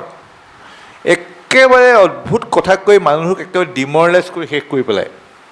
সেইটো এটা বৰ ভয়ংকৰ, ছ'চিয়েল মিডিয়াৰ এটা ভয়ংকৰ দিশ, যিটোত আমি এতিয়া গভৰ্ণমেণ্টৰ ফালৰ পৰা আমি এটা হেৰি লোৱা হৈছিলোঁ। কাৰণ এটা সময়ত সমালোচনা আছিলে, তেখেতে কৈছে যেতিয়া মই অলপ বহলকৈ যাওঁ, তোমালোকে কথাটো বুজাই দিবলৈ ভাল হ'ব। তাৰ এটা সময় আছিলে, এই সমালোচনাৰ থ্ৰুৱেদি এটা কংক্ৰিট জনমত থিয় হৈছিলে। এই সমালোচনাবোৰ কৰা হৈছিলে নিউজ পেপাৰত, বিশেষকৈ বিভিন্ন ধৰণৰ নিউজ পেপাৰত আমি সমালোচনা কৰিছিলে। আৰু নিউজ পেপাৰত সমালোচনা কৰা মানুহবোৰ আছিলে জনা শুনা মানুহ, কাৰণ নহ'লে নিউজটো সেইটোত সমালোচনা নুলিয়াই। গতিকে এই সমালোচনাবিলাকৰ মাজেৰে ফাইনেলি এটা জনমত গঠন হৈছিলে। কিন্তু ছ'চিয়েল মিডিয়াৰ ভয়ংকৰ কথাটো হ'ল, মই পাইছোঁ, মই দিলোঁ কৈ কিবা এটা। গতিকে মই ক'লোঁ, কোনোবা ৰিক্সাৱালা লেভেলৰ মানুহে ক'লে, অমুকে ক'লে, বা মই কোৱাটো ভাল কথাটোৰ ওপৰত ৰিক্সাৱালা লেভেলৰ বা তেনেকুৱা লেভেলৰ মানুহে বেয়া কথা কৈ দিলে। ফাইনেলি কি মই নহয়তো আৰু এইখনৰ লগত কোনে কাজিয়া কৰি থাকে। আল্টিমেটলি কি হ'ল, জনমতটো গঠন নহ'ল। জনমত গঠন নোহোৱাৰ কাৰণে সেই বস্তুটো যিটোৰ ওপৰত আমি সমালোচনাৰ কৰি পেলাই আমি ভাল কথা এটা উলিয়ালোহেঁতেন, সেই কথাটো ওলাই নাহিলে। তো এইখিনিয়ে মোৰ কথা, মানে আচলতে সমালোচনা, আমি মূল শব্দটো জানিব লাগিব। সমালোচনা, সমান আলোচনা, যে বস্তুটোৰ ভাল আৰু বেয়া, কিবা যদি ভুল হৈছে সেইটোৰ ডেফিনেটলি তাৰ ভাল দিশ এটাও থাকিব। তুমি সমালোচনা কৰিবলৈ গ'লে ভুলবোৰ খুচৰি তুমি কোৱাটো সমালোচনা নহয়। তুমি সমানে মাষ্টাৰ হ'ব লাগিব তাৰ ভাল দিশকেইটা উলিয়াবলৈ। মই মোৰ অভিজ্ঞতা এটা কওঁ, এবাৰ কেলকাতাত মই মোৰ ৰুমটো শ্বিফ্ট কৰিব লগা হৈছিলে। তাৰপিছত মই কি হ'ল, এটা বেলেগ ৰুমলৈ গ'লোঁ। তাৰপিছত মই গধূলি মোৰ ডিউটিৰ পৰা ওলাই আহোঁ 6টা চাৰে 6টাত, আহি 7টা চাৰে 7টাত মই ধুনীয়াকৈ ৰুমত সোমাই পেলাই মুখ হাত ধুই পেলাই মই অকণমান ফুটপাথটোলৈ ওলাই আহোঁ। সেইখিনিতে এজন মানুহে কি কৰিছিলে, ৰুটি বনায়। তাত মানে কি হয়, ৰুটি লৈ যায় ঘৰলৈ, কামৰ পৰা উভতি যাওঁতে 10টা 15টা ৰুটি লৈ যায়, ঘৰত বনোৱাতকৈ কম খৰচত হয়। তাৰপিছত তাতে সেইখিনিতে ওচৰৰ সেই চুবুৰীটোৱে 6-7জনমান মানে ককা, আৰু মোৰ কাৰণে ককা, তেওঁলোকে হেৰি কৰে, আড্ডা মাৰি থাকে। মাজতে তেওঁলোক নাইকিয়া হ'ল, এসপ্তাহমান তেওঁলোকক নেদেখা হ'লোঁ। মই দোকানীজনক সুধিলোঁ, চাচা লোক কাঁ গিয়া? বোলে বোলো বোলে কুছ বোলে থিয়েটাৰ ক্ৰিটিচিজিম স্কুল পে গিয়া হে। এদিন দেওবাৰে পালোঁ, মই সুধিলোঁ আপোনালোক, তেওঁলোকে সমালোচনা কৰিবৰ কাৰণেও তেওঁলোকে ক'ৰ্চ কৰিছেগৈ। তাত তেনেকুৱা স্কুল আছে। এখন নাটক তাত মাহ মাহ চলে, আৰু তুমি যদি একো নজনাকৈ যি টি কথা ক'বলৈ হয়, তোমাক ওলটাই মানে 12 বজাই দিব। গতিকে তুমি বস্তু এটা, এতিয়া ফেচবুকৰ সমালোচনা একচুৱেলি এইবিলাক নকৰাই ভাল ফেচবুকত, বুজি পাইছানে? কাৰণ কেলৈ, ইয়াত ব্যক্তিগত আখেজ পুৰোৱা এটা ৰাস্তা আহে ফেচবুকৰ সমালোচনাবিলাক। গতিকে ইয়াত এতিয়া আমি কিছু বস্তু দেখিলেও তাৰমানে আমি মাত নামাতোঁ, লাইক এটাই আমাৰ দিলোঁ, মাত নামাতোঁ। তাৰমানে মাতিলে কি হ'ব, মানুহে এনেকুৱা লয় যে মই যদি কিবা এটা কৈ দিওঁ তেতিয়াহ'লে আপোনাৰ এওঁ মোক মানে হেৰি কৰিবলৈ আহিছে, অমুক কৰিবলৈ আহিছে। ভুল দেখিলেও মানে চবতকৈ ডাঙৰ কথা নিজৰ গাৰ ছাল বচোৱা, তুমি হ'ব দিয়া কৰি থাকচোন, বোলে শুদ্ধই কৰি আছ, মই মোৰ ধান্দাত থাকোঁ। তেনেকুৱা কিছুমান মেণ্টেলিটি ল'বহে পাৰি তাৰমানে ফেচবুকৰ ক্ষেত্ৰত। কিন্তু সমালোচনা বস্তুটো এনেকুৱা যে আলোচনা, তাত কোনে সমালোচনা কৰিছে সেইখিনিও চাব লাগিব। তোমাৰ যিজনে অকল নিগেটিভ দিশখিনি, তোমাক কোনো মানুহজনৰ এক্টিভিটিজ নাই, মই ফেচবুকৰ কথা কৈছোঁ, তোমাৰ লগত পষ্টত কোনো এক্টিভিটিজ নাই, অমুক নাই তমুক নাই, তুমি কিবা এটা ভুল এটা কৰা দেখিলে তেওঁ তাত জঁপিয়াই পৰিছে। এতিয়া সেইটো বস্তু তুমি ল'বা নেকি? তুমি যদি প্ৰকৃততে তুমি সমালোচনা কৰাজন সদায় ৱেল উইচাৰ হয়। তেওঁ সমালোচনা কেলৈ কয়, যে যিজন ব্যক্তি সমালোচনা কৰিছে তেওঁ কিবা এটা ভাল হ'বলৈ কয়। কিন্তু আমাৰ ইয়াত কি কৰে, যে ডেষ্ট্ৰয় কৰি পেলাওঁ তাৰমানে সমালোচনা কৰি। এনেকুৱাও মই দেখিছোঁ যে কমেণ্ট এটা মাৰি হোৱাটছএপে তাৰ স্ক্ৰীনশ্বট পঠিয়াই দিয়ে, ঐ জাৰিব লাগিব আজি। এনেকুৱাও মই দেখিছোঁ তাৰমানে নিগেটিভ ক'ত হৈছে। আৰু এটা ইনষ্টিটিউট আছে, তাৰ ষ্টুডেণ্ট পালেই মই ব্লক মাৰোঁ। মই নাম নকওঁ দেই, এটা ইনষ্টিটিউট আছে, তাৰ ষ্টুডেণ্ট পালেই ব্লক মাৰোঁ। কাৰণ কেলৈ, যে তেওঁলোক গৈছে, তেওঁলোকক কোনো এনেকুৱা ধৰণৰ কথাবোৰ শিকোৱা হোৱা নাই, তাৰমানে অকল টেকনিকেল কথা শিকাইছে। যে এটা বস্তু আছে, সেইটো হ'ল তোমালোকে সেই ড্ৰয়িংটো দেখিছা নাই জানো, দুখন মুখ থাকে, দেখিলে দুখন মুখ লাগে, আকৌ অকণমান ভালকৈ চালে শৰাই এখন দেখা যায়। কোনোবাই মুখ দুখন দেখে, কোনোবাই শৰাই এখন দেখে। সেইটো হ'ল কি, পাৰচেপশ্যন, দৃষ্টিভংগী, বুজিছানে? এতিয়া তোমাৰ ফটো এখন, সেইটো তুমি একেটা ড্ৰয়িঙেই, মই শৰাই দেখিছোঁ, তেওঁ মুখ দেখিছে। ফটো এখন 50জন মানুহে ভাল দেখিব পাৰে, 50জন মানুহে বেয়া দেখিব পাৰে। গতিকে সেই কথাবিলাক চিন্তা কৰি লৈ পেলাই, যে মই ষ্টুডেণ্টখিনিক সেইকাৰণে মই এটা কথাই কওঁ, যে সমালোচনা এনেকৈ নহয়। তাৰমানে তই ক'ৰবাত টেকনিকেল কথা দুটা জানিলি, মই শিকাই দিলোঁ, তাৰপিছত ভুল দেখিলি তই জঁপিয়াই পৰিবি, সেইটো নহয়। তই যে য'ত বেয়া দেখিছ তাত 50জন মানুহে ভালেই দেখিব পাৰে। আৰু চব বস্তু অকল টেকনিকেলত নাযায় কিন্তু, চব বস্তু, কাৰণ তাত আকৌ বেলেগ কিছুমান বস্তুও আছে। টেকনিকেলি ভুল ফটো এখনৰ ইমানেই সাংঘাতিক বিউটি আছে, য'ত মানুহে মানে ইগন'ৰ কৰিব নোৱাৰা হৈ যায় ফটোখন, কিন্তু তাত টেকনিকেল ফল্ট আছে কিন্তু। গতিকে ফটোগ্ৰাফীত তেনেকুৱা কথা কিছুমানো আছে। গতিকে তুমি সমালোচনাৰ নামত তেনেকৈ তাৰমানে হেৰি কৰি যাব নোৱাৰা। গতিকে সেই তেনেকুৱা ব্যক্তিসকলৰ পৰা সমালোচনা পোৱাতকৈ নোপোৱাই ভাল। তাৰমানে আজি আমি আগতেই ঘোষণা কৰিছিলোঁ যে আমাৰ বিশ্ব আলোচিত দিৱস উপলক্ষে ভিউ ফাইণ্ডাৰে এখন ফটোগ্ৰাফীৰ এক্সিবিশ্যন এণ্ড কম্পিটিশ্যন এখন আয়োজন কৰিছিলে। তাৰ বৰকটকী ছাৰে আমাৰ ৰিজাল্টসমূহ ঘোষণা কৰিলে।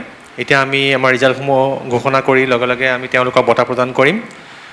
আমাৰ এই এক্সিবিশ্যনখনত তলৰ পৰা আমি আজি এৱাৰ্ডটো দিম। আমাৰ তৃতীয় পুৰস্কাৰ পাইছে প্ৰতিষ্ঠা পাহিনাথ। আমি তেওঁক অশ্বিনী বৰকটকী ছাৰৰ পৰা বঁটাটো গ্ৰহণ কৰিবলৈ আহ্বান জনালোঁ।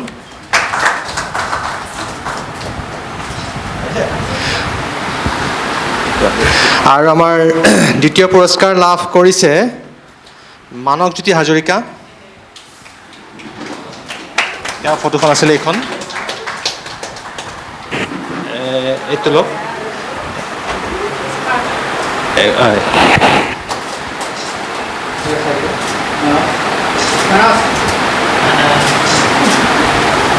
ধন্যবাদ। আৰু প্ৰথম পুৰস্কাৰ লাভ কৰিছে হীৰকজ্যোতি নাথ।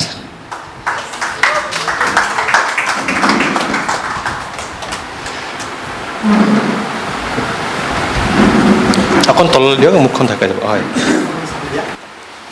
আচলতে তোমালোকে ভাবি নল'বা যে মই বেছিভাগ মানে ফেশ্বন ফটোগ্ৰাফীৰ লগত জড়িত থাকোঁ কাৰণে এই ফটোখন চিলেক্ট হৈছে, তেনেকুৱা কথাও নহয়।